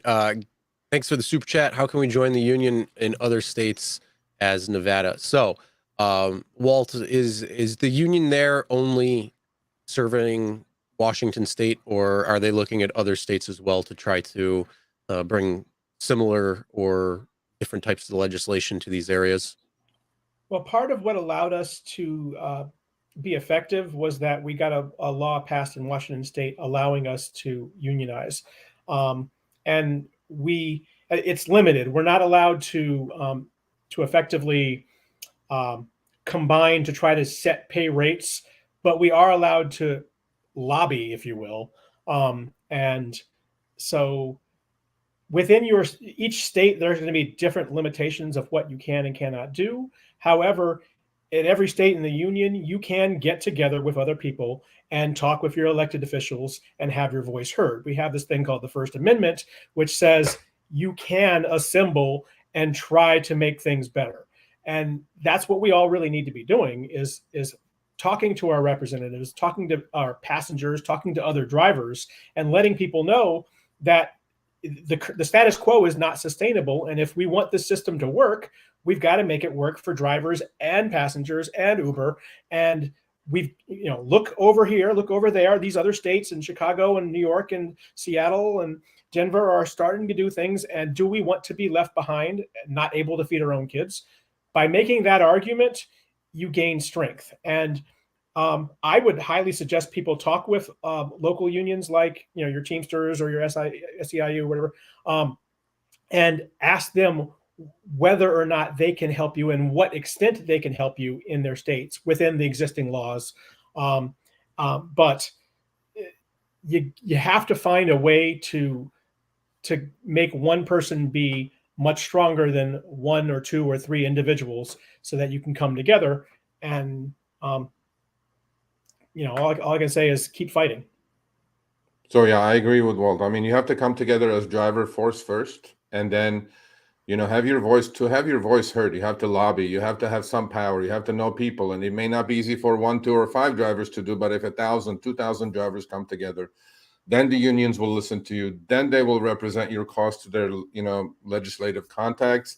Then legislatures will enact, and it's happening. I'm telling you, the tide is turning, Walt. I really do believe this, that a lot of cities, not just cities, but states, like we're going to have Stephanie Vigilon, who wrote the Colorado bill, right, in a couple of weeks. And she was a Doordash driver, and she figured that, we're getting killed out here. So if I do get elected as House representative, I'm going to write a bill or a proposal. And the bill passed on the first committee. It passed already. It's on its way. So a lot of people are, in a lot of legislative bodies in a lot of different states are going after this. So that's why you're getting those messages in your app, Uber panicking and Lyft panicking, saying, hey, don't do this. Talk to your rep. You wouldn't getting on this. I'm telling you, your app would not be showing any of that stuff if they were not like getting a little nervous about it. So to me, driver has the power. They did it in Seattle, Washington State. This can be done. Maybe too late for us in California, but this can be done. So, keep fighting. And throughout this process, you really have to, where is this here? Know your worth. Yes, sir. Because the politicians realize that there is an ever growing group of people in the gig economy, and they're going to want to do things for us, Yep. which sometimes aren't really going to help us. And so you have to be able to say, hey, thank you for the effort, but what you're trying to do is just going to look like it's good, but it's not really helping us. So you have to be willing to withhold your support until they actually propose legislation and rules that will actually help you and not hurt you. And in Seattle, their first shot at it was like, hey, let's just see if we can copy the rates they have in New York, because those are pretty high. And New York is a different beast from everywhere. Yep. And they have like 15 hours of rush hour a day. Yeah. Seattle, maybe 6 hours of rush hour. I mean, it's a very different beast. Even in New York, they had a backing of TLC, right? Drivers cannot do it on their own. Unions cannot do it on their own. And Uber and Lyft certainly is not going to come to the table if you don't push them. That's a fact. Oh, hell no. You know, No. so that's it. Thank you, William. Your holder is on its way. You didn't email me for 2 weeks. Now that you emailed me, he was the last guy, Chris. Oh, nice. Yeah. All right. So next one. All right. Well, let's talk about New York City. There, again, this is a heavy regulated area. It was always the 5 boroughs in New York City are completely different when it comes to Uber and Lyft versus any other part in the country, basically because of the TLC said, you're not driving here unless you play by our rules. And they have a airtight seal when it comes to New York City and the cab industry there. So for several years, they have had to play in line with the TLC there. And so, recently, what was it? A few months ago, I think in November, we started talking about this, where they were going to require Uber and Lyft to a hike based because of the inflation of what was going on. I don't remember what that is, Sergio, if you do. No, right before Christmas, this was like the proposed. Yeah, but how much were they? How much were they proposing? What was the rate hike? I don't remember. They got a little bit less. They were like proposing about 13%. They got a little bit less than what they wanted, but Uber and Lyft found a judge and kicked it out of court. And then it lasted this much longer. And then they settled at 9%. And, TLC is always, had the drivers back. So, I'm telling you, I mean, 9% is better than nothing, because look, we're all experiencing inflation, right? And, New York drivers have a lot more expenses than the average driver does, because they have different licensing requirements, insurance requirements to drive in the city. But finally, they agreed. Again, how did this happen? It happened because TLC stood their ground. They went to court. It took them 2-3 months, but then finally, agreed. And it says the increase comes after a long fight. Drivers participated in 3 strikes, which is very true. Including one last month in LaGuardia, which is also very true. Last year, Uber successfully sued to stop the previously proposed driver pay increase. The TLC revised the way it calculated the increase, which led to Wednesday unanimous vote. There you go. So to me, they got a little bit less than what they asked. They asked for a lot, a little bit more, but then 9% is 9%. 9% covers for the inflation that Walt got without any haggling. You know what I'm saying? So, so to me, it's like, this is a win. This is another win for the New York drivers. And a little bit beyond that is the statements from both Uber and Lyft seem to indicate that companies are on board with pay increase, where an Uber spokeswoman called it more reasonable than what was previously proposed. Yeah, there you go. So that means there is a common ground. These people are not stupid. They're not going to kill their business. They don't want to go away. We don't want the rideshare companies to go away. What we want is like everybody get their fair share, man. It's not a big deal, right? It's all about. Yeah. Thank you, William. Yep. Appreciate that. Yeah, yep. They definitely do charge a lot. And that's the whole thing. It's a lot different. Yeah. So even though I am in New York State, I can't go in the 5 boroughs. I can't pick up. I can drop off in the 5 boroughs. I just can't pick up. And again, it's the regulations that they have there. And it's always been like that. In fact, actually, Uber and Lyft couldn't even operate in New York State, but they allowed a special allowance for New York City because they had reached this deal with the TLC and all that. So it's actually pretty interesting how New York City and Uber and Lyft drivers and, Uber and Lyft worked and kind of came together in order to operate there. But yeah, it is its own There's unique a New York beast. City driver here, like, highlight that one, Jay Gons 17. He's putting up all his costs to drive in the city of New York, right? And I mean, New York City is a different animal, and you need higher fares to just pay for these things, right? We don't have any of these things in LA. I'm sure we don't have it in the state of Washington, or not too many states. Pretty tight. At least that increased pay in New York City will have drivers pay the BS buyer TLC fees, $252. Yearly drug test, $60. TLC insurance, $200 to $350, and BS 3-month car inspection. Okay, so look, your rates are higher. Your rates are a lot higher than the average, right? But at least you're making a living at it, as opposed to we suffering with these upfront fares and getting offers for 6 miles for $3.50. I mean, it's just not doable. Some of these things are just not doable. Just decline these things, man. So No, the best is something that's 150 miles, and you're lucky to get $70 for that. Yeah, and that doesn't include the time that it would take to get there too. Did you see Walt's long trip there? It was like 30 some miles. He got paid like $78 or whatever it was. I'm like, shit, that trip was like anywhere else. That'd be like $18 offer for that trip, Walt, under upfront, $20 maybe. William asks, what's the Buffalo area regulations for Uber and Lyft? The same for basically the entire country. Essentially, you just have to have a car within 15 years and got to be, I think, 21. So it's the normal standard ones. There's nothing special when it comes to upstate New York, besides, and that's pretty much everywhere for the most part. Like I said, there are some. One of the things we're working on going forward in Seattle is to try to see if we can actually get laws that make it so that more cars are eligible. I mean, the Uber Black cars with like a 5-year limit, by the time you've paid for your car, you can't use it anymore. Yeah. And so let me tell you, my one car is from 2006, and that car is in more mint condition than I would bet 80% of the Uber and Lyft cars that are on the road today. Yeah. So, I mean, it comes down, I don't think it's necessarily the age of the car. I mean, you could argue maybe it's the insurances on that, where there could be some limitations that are placed, or, it could be some regulations when it comes to the state level.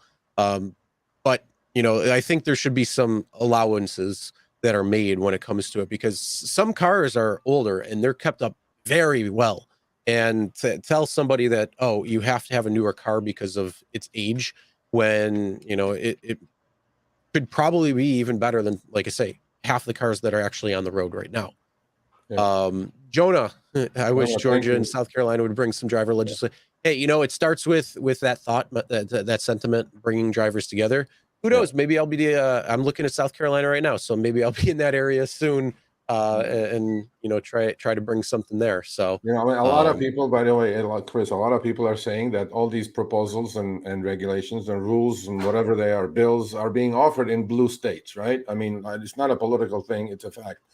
But yep, drivers don't care about blue states, red states, Republican, Democrat, whatever. They just want to make more money.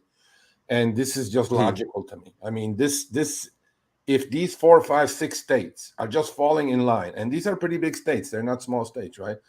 Then what's going to stop even a red state politician not to do this for their constituents, right? I mean, to me, it's like simple. But the fire, I honestly do believe the fire has started.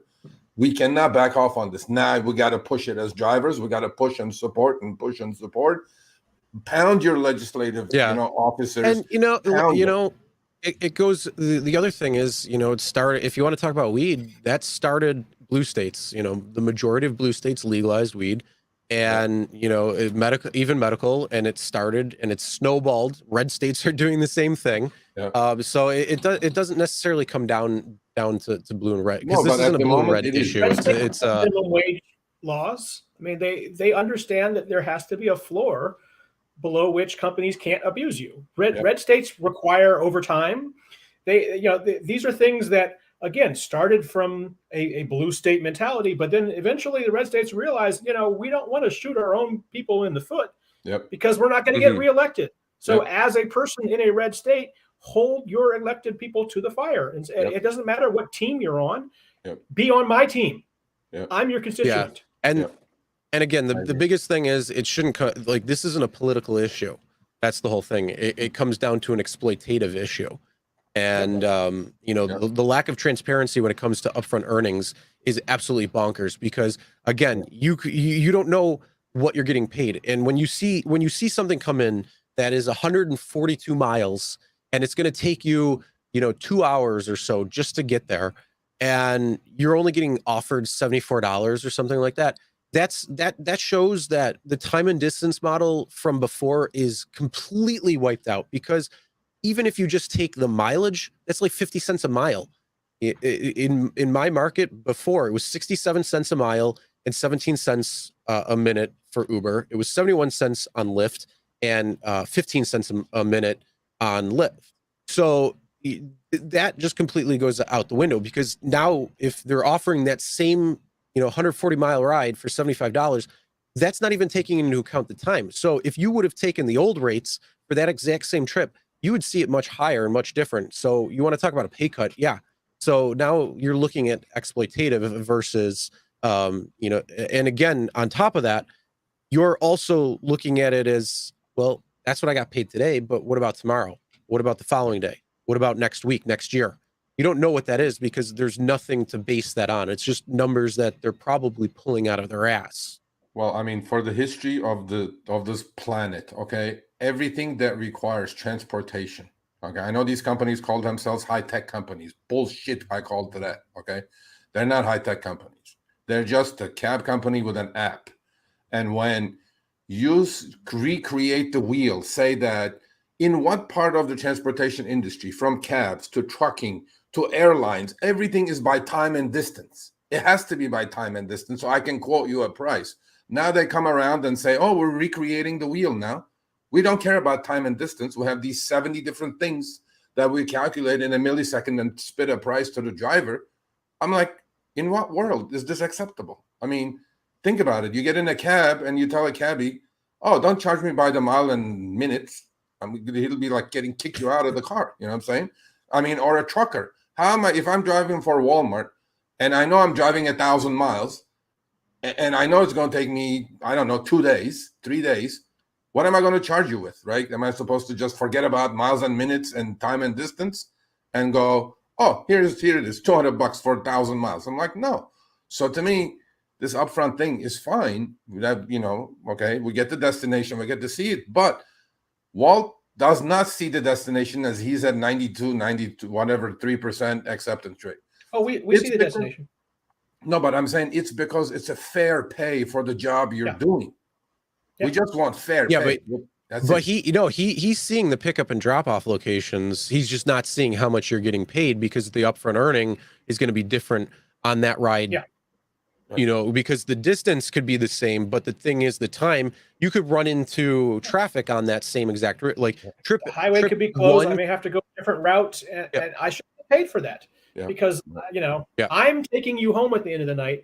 The app is not, and my costs are directly associated with distance. The more I drive, the more I have to change tires and oil, and the more I'm filling my car. And so my costs are based on distance. And my arse is based on time. I've got 24 hours in each day, and I don't get any more. So that's why it's always been, again, time and distance when it comes to transportation. Yep, I agree. Oh, but Walt, I don't understand. I'm showing you the pickup and the drop off. You can't be happy with where you're going. I mean, we're going to lower the price just because then you know exactly where you're going to be going at the drop off. And that's the thing the companies have been doing to try to convince us to not see keep our eyes on the ball, if you will. They're like, oh, sometimes drivers don't really care about money. We just want to go somewhere. What are we out here for? No. You know what, Walt, that's a great point. I had a Twitter battle with an ex-Uber employee. Okay. The guy goes, not everybody's like you, Serge. I go, what do you mean not everybody's like me? Like, why are they out there? Right. I go, like, are they all retired? They try to convince you that, like, why are we out here? I don't even know. I'm a platinum driver. Look, I have all these rides, and I don't care how many rides I'm taking. How much money am I making? Yeah, exactly. I would much rather make $100 on 2 rides than $100 on 25 rides, because 25 rides is a lot of work and a lot of going somewhere and waiting and picking up. And no, I just give me the money. Yeah. I mean, and that's 25 more. That's 20 some odd chances more that somebody's going to try to pull a fast one and get you deactivated. And yeah. So moving on, I mean, we could sit back and talk about this all day, but let's move on and let's talk about someone who got deactivated.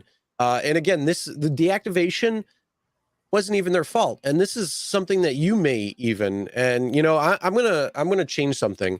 This is where we say, show me the money club. That's the name of the show. When you get deactivated and it's a false claim or something like that, it's called show me the proof. You have the burden of proof to tell me. Otherwise, I'll take you at arbitration and we'll see who wins. Yeah. But yeah, so this driver right here, this was a big story that came out. This driver spent $180,000 to start an Uber Black business. And then the company deactivated his account. Well, next one, Chris, next one. This is the New York City one. Oh, my bad. Yeah, that one right there. There we go. Yeah, so this Technical errors. driver made a mistake to start with, probably the buying 2 cars right away. But again, he's an entrepreneur. He started a business. He bought himself a black car to do Uber Black. And in fact, I talked to Levy yesterday from Market Watch about the Prop 22 thing that just had passed. And they got involved. Levy got involved, and they put the guy back on. But long story short, what happened is that he ended up selling the second car that he bought for his business. Okay, so Miguel Abreu, a ride-hailing driver, bought a Chevy Tahoe for about $80,000 last summer. Right, that's a year ago. He spent $10,000 getting a commercial license, which you have to have for doing Uber Black. Then bought a Mercedes for $90,000. Lined up another driver for that vehicle, for obviously, for Uber Black as well. Then in early December, Uber Technologies deactivated his account. Well, that's why. Let's see why he got deactivated. Abreu, a Lynn, Massachusetts, told Market Watch the company kicked him off the Uber app permanently because it suspected he was splitting his account. Meaning, there are a lot of unscrupulous drivers that rent their account or lease their accounts to some other person, right? The guy wasn't doing anything like that. So meaning 2 people were driving for one account. One day, Uber asked Abreu to prove, look at this one, to prove he was at the airport. So he sent the company a photo of himself.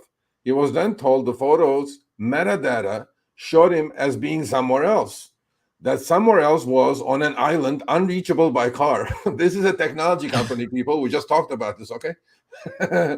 Pointing to an obvious mistake, he said, yet after 7 years of driving for Uber and then Black last year, he found his account deactivated. So he was forced to sell the second car, okay? But then, Market Watch got involved, and then Abreu is just one of many drivers who faced deactivations. We talked about this last week. Brian Merchant did an amazing article on algorithms firing people these days, okay? It's an LA Times article. It's about deactivation. Since that article, I got at least 7 emails, people begging me to come forward and talk about their own deactivations. I will have time to talk to all of them this week, hopefully, and we'll probably put you guys on our YouTube channel with an interview. So this issue is common and widespread enough that some states, such as New York, New Jersey, Washington, that's you, have enacted laws that include provisions on deactivation process. Chicago is coming, Denver is coming, so people hang on. It's happening. It is mentioned in a proposed ordinance in Chicago, there it is, as well as in proposed legislation in Massachusetts. No more unjust deactivations. We will have, our time in court or in front of an arbitrator. The only state in the nation that conducts an additional background check for drivers in addition to the carried out by ride-hailing companies. Okay. So while Abreu expressed gratitude about being reactivated, so Uber said, oops, we were wrong. We'll put you back on the system, because he went public with his story, and Levy did a great job with an article.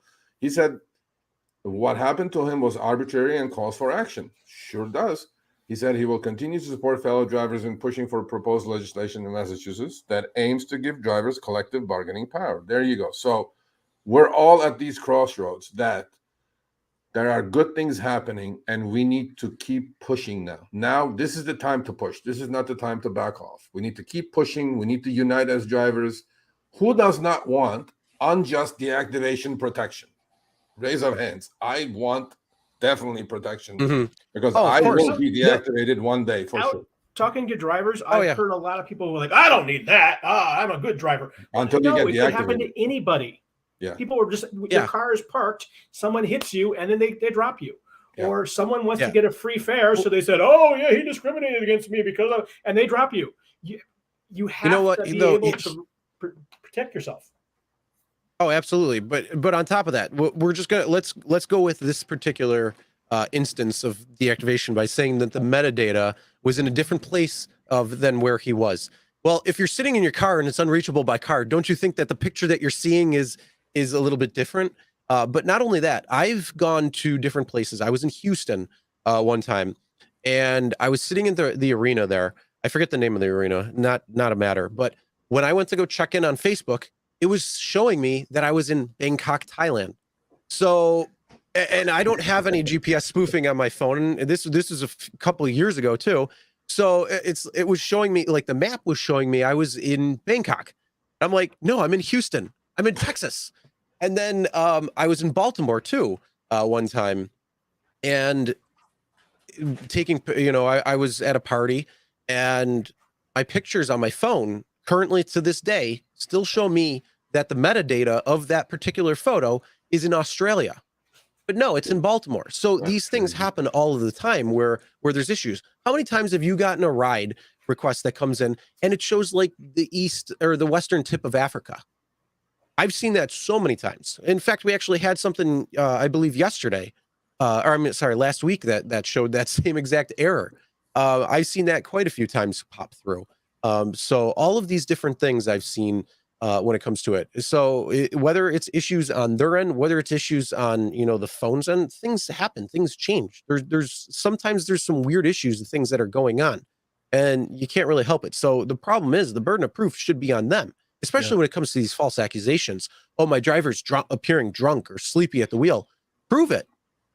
Yeah, they also did the 15 other rides that I took before that night, were they complaining that I was drinking on the job? No, exactly. Yeah. They went. The other thing, Chris, that's happened is that in Denver, I have the screenshots, but I didn't send it to you. The bill that they're trying to pass has this protection from unjust deactivations, right? Uber is sending in-app messages completely opposing this idea. The reason they're saying is that there's the privacy of the passenger. Like if there is a sexual assault that took place, why should that passenger go to the court and get more traumatized and more this and more that? Well, what about the other way around, right? So, fair game. So to me, I think, and they even amended that proposal, by the way, that if you're a sexual assault victim as a passenger by an idiot driver, then you don't have to show up in court and show your face and whatever it is. Because in case this driver wants to get back on the platform, right? Because everybody has to have their day in court. There's one good question here. It says, Sergio, will these laws help previously deactivated accounts? Great question. I will find that out for you. Email me, Sergio@RideShareGuy.com. I am not sure. I will have to look into that. Now, do they do that? I mean, I'm not sure if it's going to be retroactive. In Seattle and Washington, we haven't been able to get them to be retroactive yet. Okay. And the companies are fighting tooth and nail to not do that, which is just upsetting because if we have somebody who can be a good productive driver on the app, why wouldn't we all want them on there? I agree. Yeah. Mm-hmm. Yeah.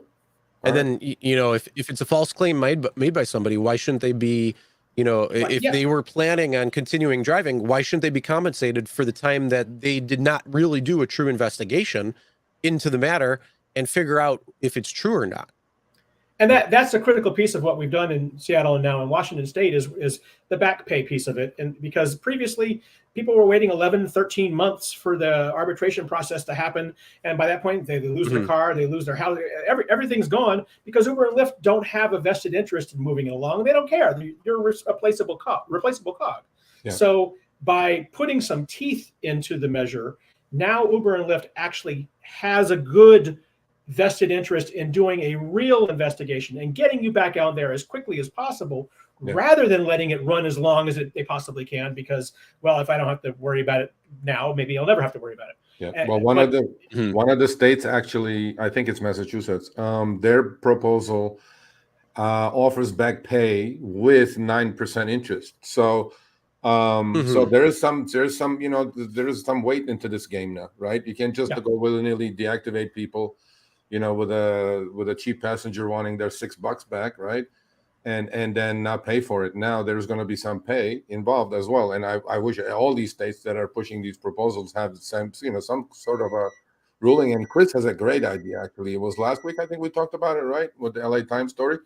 It says, then the driver should be able to take the passenger who put a, fraudulent claim, back to court, like into civil court, for defamation or for whatever it is, right?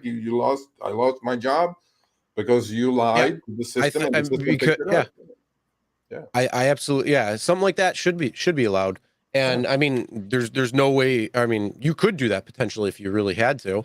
There's nothing in the way, but I mean, something, if it's in that case, if there's a deactivation and it's found to be unjust, I think that the person should be held liable who is the person, or at least partially liable. And then these companies, because they're not doing, they should also be involved in that, because the whole thing is they're the ones who are allowing that to happen on their platform, and they don't care one way or the other because they're like, oh, another driver will just take that next time. And it's like, that doesn't make any sense. Like, both parties have to be held responsible, because then it's going to stop, then it's going to end. So yeah, something like that should be in place. I mean, look at Tennessee. They just put in a law into effect that if a drunk driver kills a parent, they owe child support. So I mean, something like that. That is the same type of thing here when it comes down to taking away their livelihood of a driver who's deactivated because you don't want to pay the $24 to go from point A to point B, and you think you're cool, something like that. No, that's fucking with people's livelihood there. And we're going to talk about that in actually not the next segment, but in a couple of moments when it comes to it, a driver talking about that. But before that, let's move on. And again, we want to give kudos where kudos is due. Sometimes they do some good things. I mean, we talked about Lyft doing some good things earlier. Uber has kind of looked like they're doing some good things as well too. And that is, they are talking about and bringing a minimum rider rating for trip requests. So you can set if you want to have a trip filter and filter out requests from a passenger who has a low rating. Finally, you could do that where you don't even have to get the requests. They're getting smart here. Good job, Uber. I got to give you props. Now, I don't have this in your area, Serge. I don't know if you have this yet. I don't have it. I checked it immediately as soon as I saw this. I don't have it. So this same came here. from two separate people from two separate cities, and it's going to be, if you have it, please go check your preferences. That's the two vertical lines or horizontal lines actually on the left of your go button. Okay, on the lower left-hand side of the app, it's going to be in the preferences. And it will be right under area preference or rider rating. And you can basically set the rider rating that you want to put in your car. If you don't want lower than 470, you just put 470 and they will not ping you with anybody less than 470. I'm like, hey, there you go. So if you have this in your market, let us know. Let us know. Are you using it? I mean, may not have it because I'm gold. I'm gold, maybe, only platinum or diamond. Is it diamond? Maybe those people have it. I don't have it. Maybe it's because I'm gold, or if you're blue, maybe you're not going to have it. But if you're higher tiers, maybe you'll have it. So I don't know. But I don't know. But yeah, if you have it, if you're part of the Uber Pro program somewhere where you're at, let us know. But it's a great thing. Now, I mean, I automatically do that. I look at the star coming in, and if it's poor, I just let it pass. I don't care. Maybe it's a filter. It's a good filter. I mean, look, the ping lasts 8 seconds, man. It's a good filter. The best time to fire a client is before they become one. There you go. For real. All right, so we've got a pretty interesting thing. We were happy to see some good things from Uber, but Uber, we talked about this, and you are the ones who said that you will be taking action against fake names, but yet it still happens. and it has not been taken care of. And these Nope. are definitely not people's real names. So No. I don't know why they haven't been changed over yet. I don't know why they haven't been flagged yet, but in any event, they should be. So right here, we've got 2 screenshots from a driver who sent us an email, which we're going to get to the email right after, on these 2 rides. And then he's going to also share about those 2 rides here. Yeah. So Sergio, if you want to. Yeah, man. I Go mean, through- look, go Sachin, through if you're watching, okay, Sachin, you're a nice guy. I know you're one of the nicest guys at Uber, okay? And Andrew, husband, Andrew, please, Andrew, I emailed you these things. Every week I'm emailing. Can you just, guys, do this, what you said you were going to do? You guys said 4 months ago when I interviewed you that you're going to purge all these fake names, or at least prove, to the system that these people are real, that their parents actually named them Cash Out and Little G, okay? Unless they provide a valid ID, you said you're going to get rid of all these fake names. Please. This was like 4 months ago. A tech company, $70 billion tech company, it shouldn't take 4 months to get rid of a name, the Cash Out or Little G or Sleepy or whatever we had every week. Please do this, please, okay? You guys are making me look bad, okay? Because everybody said, Uber will never do anything about it. I said, no, they're doing some good safety things. They will do it. And look where I am now. Now, every week I'm dealing with this, okay? Please. All right. So this, I got, his first initials are JW. We're not going to put out names. He goes, there you go. I got these 2 rides last week. Little G. What do you think, Walt? Is that a real name, Little G? Yeah, that's what my mama called me. Little W? They called you Little W? Little D. Little B. So Little G was accidental. I went to hit the accept on another one, but it disappeared and I accepted this one. Yeah, that happens once in a while.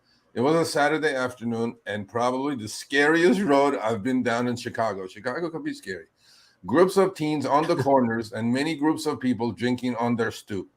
I picked up Little G and her friend, and luckily it was a short ride and I got out of the area. During the ride, she told her friend she found her piece. That's a piece, as we know, gun, with a box of bullets in her mom's glove box. And she's going to fix the bullet holes in her car so she doesn't get pulled over. I'm like, okay. Oh, dear. Oh, there we go. And this next one, cashed out. This I thought this was like maybe an Uber driver. Cashed out. I cash out. No. So cashed out. No, he was not an Uber driver. So cashed out. One was a nightmare. I drove a friend way out of town, so I used the destination filter and got one ride, which was fine. When this one picking up in nice suburb, but I accepted it because it said on my way to destination. Well, we know how that works out most of the time. And I was on the highway, so I accepted having faith, and never do that, in Uber to not screw me. Joke was on me. See, you learned the hard way. It was a 45-minute ride that took me 7 miles past my destination, which is not bad, actually, into a not-so-great area. The guy had a cocktail and was not going to ask him to not drink it. I would have said, buddy, you chuck that thing, come in my car. Otherwise, you ain't getting in. See, You can't be too nice to these passengers. And to not drink it because he was on the phone and talking to his friend about beating people up. I'm like, getting out of jail. That's why you keep your doors locked before and verify the person getting in your car. Because if you see them with drinks and you see them talking about beating people up, that's when you just drive away. Tailpipes. Yeah, he was talking about getting out of jail and still being a gangster. So he tells me to go a different way, and we end up another destination, and he won't get out of the car because he's trying to get a hold of his friend to let him in the house that he's going to. So he has me drive around the block. I'm like, come on, man, you can't do this, JW, because cops are telling me to move, obviously great area. And so I do a few times and finally get a hold of his friend. And after sitting there a few minutes, talking on the phone to his friend while he was literally sitting in the car and the guy was outside his car. JW, you need to grow some, okay, buddy? A nightmare ride, and I did not feel like trying to get him out when we first stopped because he was big and mean. He was big and mean looking. I'm like, come on, man. Never will I trust Uber with destination filter again. All right. I've never felt threatened so much, just very annoyed and did not want to stir up any trouble. Of course, no tip. Well, obviously. Both these rides were on the same day. Wow, this guy got the daily double with the fake name. Yeah. Okay. Yeah. So come on. I mean, little G and cashed out. Oh, so if you those guys names visit right there. Chicago, little G and cashed out, please don't accept these trips. Okay. There you go. Yeah. that is a big statement out there for any Chicago drivers. Let them know. There you go. Yep. Put it in It's your forms. important Put it in that your pages.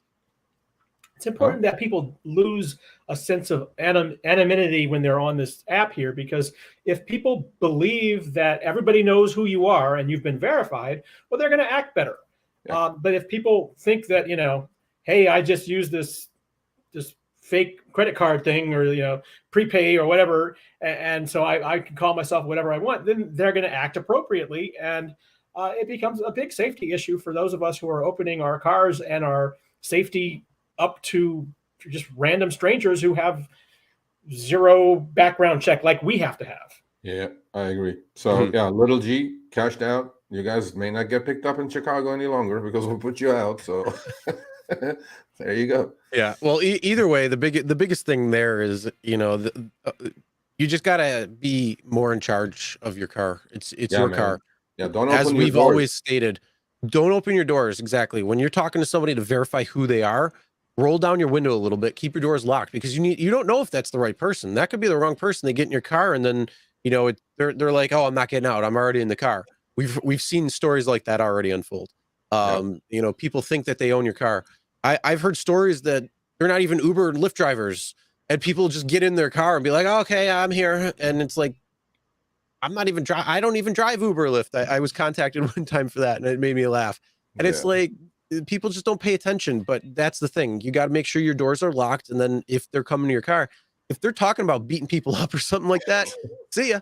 If they got a drink in hand, trust me, if the cops pull you over, you're the one who's going to get in trouble, because you are the driver. You are the one who's taking 100% liability in this case, because you are the driver of the car. It doesn't matter. So yeah, no open drinks in my car, no clothes, none of that stuff. If you could make if you have a closed bottle, commands, huh? No, somebody said if you could make some of these commands, we could post them when people ask. Are you talking about like in the chat, where if you do like the exclamation chat and then it'll pop up on like a bot chat, or you're talking about like if you want me to make a short and you can just play it? I could definitely do either or, so just let me know. There you go. With that being said, though, let's go on to the next story. We only got a couple more stories left on this. This is where we've been talking about, when it comes to false reports, false deactivations, and then screwing with people's livelihoods. So this is a DoorDash driver who is just getting sick of people trying to get free meals. Yep, this happened to me. I read this story. That's why I put this up there. This happened to me on Uber Eats last week. All right, I pick up a filet mignon and $170 worth of food. All right, so the same thing happens all the time. So if whoever's doing delivery here knows what I'm talking about, there's 3 ways to deliver food. Okay, 3 possible instructions that the consumer puts on the app. 1, leave at the door. You leave it at the door, you take a picture, you're out of there. Touchless, contactless delivery. That's 1. 2 is meet at the door, meaning I have to go to the door, knock on the door, and hand the food to some person. That's meet at the door. And 3 is wait in car, meaning I'm in the car, you're going to come out to my car. These are pretty clear instructions. So this happens quite a bit with scammy customers, scammy customers. So what they will do is they will put meet at the door, right? They know you. They're watching you on the app. Go towards their house. Halfway through, they'll text you in the app. Oh, can you just leave it at the door? Well, your instructions say meet at the door. I'm not supposed to meet the 2x4 at the door. I'm supposed to meet a human and hand this damn food to that human, because in the app, it clearly is identified as a blue bar that I have to slide over, meaning that I have to meet somebody at the door. But this scam happens quite a bit. These unscrupulous passengers, they did it to this DoorDash delivery person, but she was smart, just like I was. So she gets the order, meet at the door, and halfway through it said, "Oh, can you just drop it at the door?" Well, what these people do, these customers, what they'll do is you will actually leave it at the door. You have no proof because the app won't allow you to take a picture, right? And a lot of people, drivers who are unexperienced, will leave it at the door and take off. Then this customer will go get the food, eat it. Then they'll call Uber or DoorDash support saying that I never got the food. Where's my food? Because there is now no proof that you left it at the door. Well, I heard about this scam a while ago. So what I do is every time I get a customer saying halfway through my delivery, telling me, well, can you just leave it at the door, please? I go, no, but your instructions said to meet at the door. I'll push them back a little bit. If they get pissed off, say, no, just leave it at the door. This is what I'll do. I'll go leave it at the door.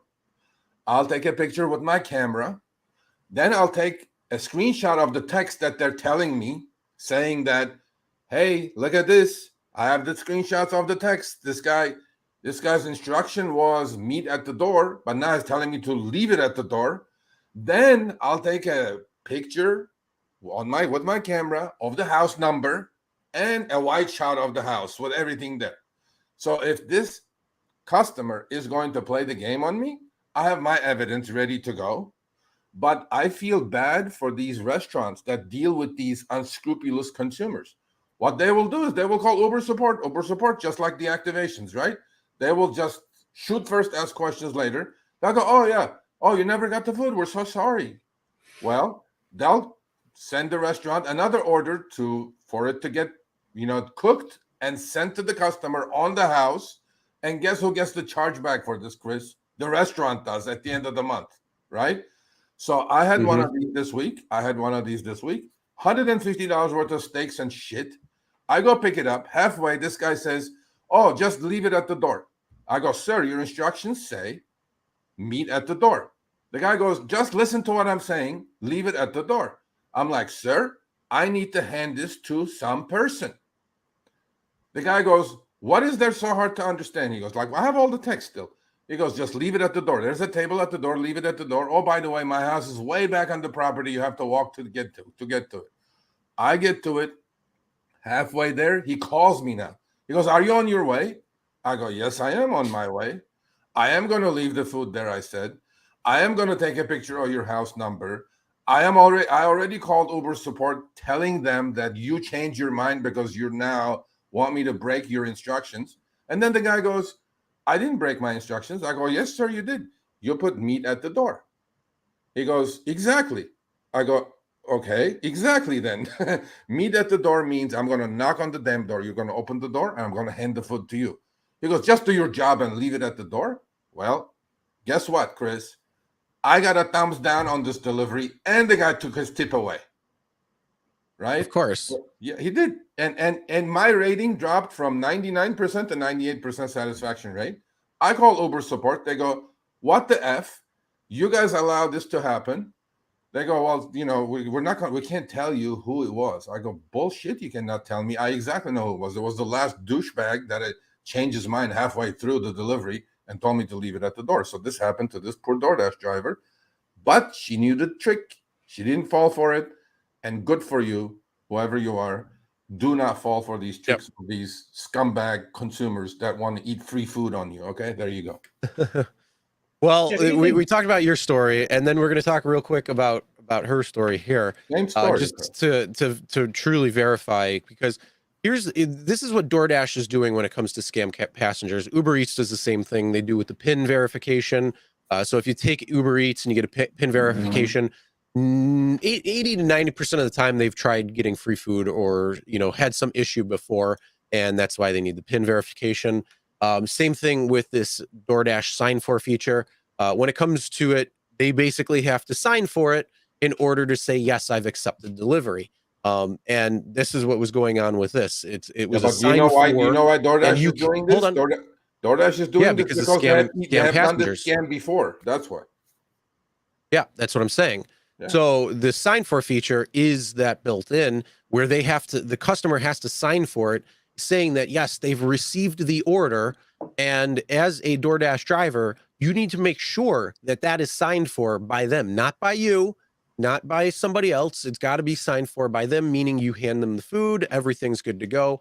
And, you can even still take pictures at that point. I suggest taking pictures at that point.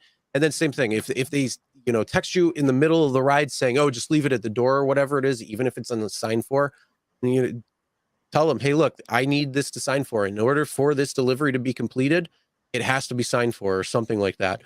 Kim just did a video recently talking about the sign for feature and how you can, do a couple of things there. So if you want to go back and check that out. But yeah, this is pretty sad that it resorts to something like this, that you have to have a sign for feature because people are trying to screw not only the drivers, but also the restaurants as well. And who walks away scot-free?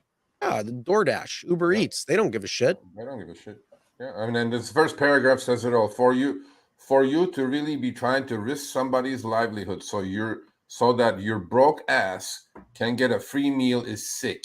DoorDash driver says she caught high-risk customer trying to scam her. This happens all the time, so don't fall for it. Take pictures on your camera, screenshot the conversation you're having on your way to the passenger. You will be halfway safe. There you go. Yep. All right, and then let's wrap it up with our resident Donnie. Come on, man. For those, actually, I've known Donnie for a while. I didn't realize it was the same Donnie. So Donnie, if you're still here, I saw him earlier. Donnie, if you're here, no hard feelings. I know him and I have gone back and forth many a time before when it comes to, these acceptance rates and, being the happy little ant versus being the person who's not. So, I mean, he does, and he does good when it comes down to it. He's done quite a few good rides.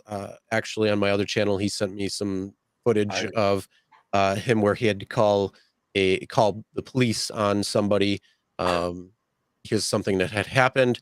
But yeah, I mean, Donnie and I will agree to disagree when it comes to how to handle these situations, and hopefully Len's email may speak a little truth to you, Donnie, when it comes to it. No, I haven't spoken to him yet. I'm going to speak to him this week, and I'm going to do a video. I'm going to do a video interview with Donnie. So Donnie had a comment that we read from last week. He says, shame on you guys. I accept everything. I have 100% acceptance, 0% cancellation, and 5 stars. I go, bullshit on that. I go, that's not happening. Well, Donnie found us. Donnie goes, here it is, Serge. 100% acceptance rate, 0% cancellation rate, 5-star driver. Now, I don't know, that's a lot of hours out there. I mean, I don't know, 56 hours for $1,300. I'm like, that's not, and I found out that he drives an SUV, like an XL car. So he gets paid like 18 miles a gallon or 20 miles to the gallon. And he loves doing all these long trips, 80 miles, 70 miles, 100 miles. But he gave me his backstory. So I'm going to do it, reluctantly, but I'm going to do it. But I'm not going to try to change his mind. He accepts everything, 100% acceptance rate. Who has that? Uber loves you, Donnie. Okay, there you go. So, he sent me his weeklies, but we're going to hook up and we're going to figure it out how to do this. And, no hard feelings, Donnie. I'm not going to, look, man, agree to disagree. You think your way is the right way. A lot of people don't think so, but it doesn't matter. As long as, it's working for you and you're happy with what you're doing, I'm not here to change your mind. This is not the way to do it, but then, hey, it's 56 hours, $1,300. What is that? $20, $23, whatever, before expenses. I don't think that's that good. Yeah. I don't think that's that good, but hey. He's in like Louisiana, Alabama area. Yeah, he drives in 4 or 5 different states. So four states actually. So he's by the casinos over there. Donnie's our member. Yeah, he had a channel. By the way, you got to ask him about the Chicken Man. I did. I asked him about the Chicken Man. Oh, you did? Okay. I asked him. Yeah, Donnie and I have always gone back and forth because him and I will never see eye to eye on that. So it's always going to be a deep. No, but Donnie has a great story. Donnie's a good guy. I do like Donnie. No, Donnie. I'm telling you, Chris. One of the stories for the Sunshine Man Award is Donnie's story that happened 2 weeks ago. About 10 days ago, it happened. And you know what? I read it. I haven't sent it to Jeff yet, but I think he may win the $100. To be honest with you. Oh, I don't know. Well, with that being said, we do have our Show Me the Extra Mile Sunshine Award, and for those who don't know what it is, it's your feel good, above and beyond story that you may have done. Just that kind of out of the goodness of your heart, not necessarily thinking, pure profit or something like that. I know we always talk about, hey, don't do certain things, but sometimes, when you're in a situation, you got to see how it plays out and things like that. Monday morning quarterbacking things is a lot different than being in the moment on different scenarios and situations. So the whole thing is, it's, preparing to be in a situation similar to that. That's why we, talk about this and cover some of these things. So if you do find yourself in certain situations, you know how to handle yourself. It's all about knowing beforehand versus just finding yourself in a situation. But sometimes, again, you need to go above and beyond just because it's humanity, fellow person, fellow friend, fellow brother, sister, whatever it might be out there. If you have a good feel good story when it comes to you going above and beyond, share it with us. Send it to Sergio at the RideShareGuy.com. Share your story, what's going on.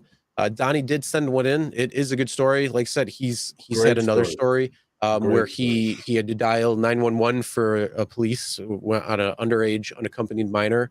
It's like 3 a.m. or something. If you want to see that footage, that's over on my other channel, Real Rideshare Stories. You can go check that out. But yeah, that is Donnie when he comes down to it. He's a good guy. Trust me, he is. We may not agree with it, but for those drivers out there, we want to help kind of spread some positivity when it comes down to it, because it helps strengthen the why, and especially during those shitty rides or those people who just irk you so bad that just ruins your day. Then maybe these types of stories might help inspire you to, change that, that thinking or pivot from that horrible ride or whatever it might be. So anything you do have, send it to Sergio. Please do. Yeah. Yep. Kindness is free, people. All right. Kindness is free. There you go. Do it. For sure. Do All it. right. Do we got anything else there, Serge? No, man. Anything more? We're done. And, all right. And Walt, thank you for hanging out. Thanks Walt is from Seattle. Walt has the highest rates in the country. He has some pretty damn good benefits. Please watch if you came in late, the first 45 minutes was Walt, and I would say you're pretty happy with what you have. Yeah, and we're fighting for more. It's never-ending battle. All right, cool. All right, yeah. Thanks again for coming on for another time. Kind of an update. We'll probably have to have you on if there's some more updates when it comes to anything that happens within the law itself or advancements. And then also, if you're noticing certain things hold on one second. We're going to deal with this real quick. Audio. Yeah, we don't deal with those bots. Try getting in. Sorry, audio. But with that being said, thanks again for coming on. Any updates or anything, or even, if you're noticing other areas of the country that may have been modeling after Seattle or Washington, we'd love to know as well too, if there's anything that you're noticing that maybe we haven't been made aware of yet. So thanks again for coming on, sharing everything. Thanks for being here. Thank you for hanging out. We'll keep in touch, Walt. Please stay in touch and let me know what's going on, and go get that money. Keep fighting the good fight. Yes, and next week, real quick, before we have for the people who are still sticking in, which is awesome, thank you. But the big thing is we have something of a test that we have going on that will be on next week. That's going to be a lot of fun. We have a big, huge announcement coming in 2 weeks, so be prepared for that. That we will mention again. Also, Sergio, you doing anything anywhere over the next week or so? Anybody can catch you anywhere? Should I? Where are they catching me? I don't know. I'm just asking. Oh no, I'm not that I know of. No, I'm okay. I'm not doing anything. Do I have something that I don't know? Now you threw me. No, I'm just curious because I was gonna. We could have promoted it. So. Either way, that's like a couple of weeks later, maybe like after the big announcement that we have. And all right. Well, either way, check out the RideShareGuy.com. It went through a major overhaul, so it's definitely different. Sergio's got his articles over there, so we got that coming up, which is pretty cool. And then if you want, check me over. Yeah, I'll be on RideShare Rodeo, Steve's channel on Thursday. I will be actually taking Steve's place. So instead of the Steve show, it's going to be the Chris show. So Kim and Hannibal and Gary and Dash I'm gonna TV and all spam that. you, bro. I'm gonna spam you. I'm gonna heckle you. I'm gonna heckle you. Oh shit. No, so if you want to check and hang out over there, we'll be on Thursday over on RideShare Rodeo's channel, doing the Thursday night show, the round table. So it's going to be the Chris round table. Must see But TV. yeah, beyond that, what's up? Nothing. It's I'm gonna must-see heckle. TV. I'm gonna heckle the crap out of you. Yeah. All right. Well, either way, we will see you guys next week. Thanks for hanging out and enjoying. And until then, go out there, make that money.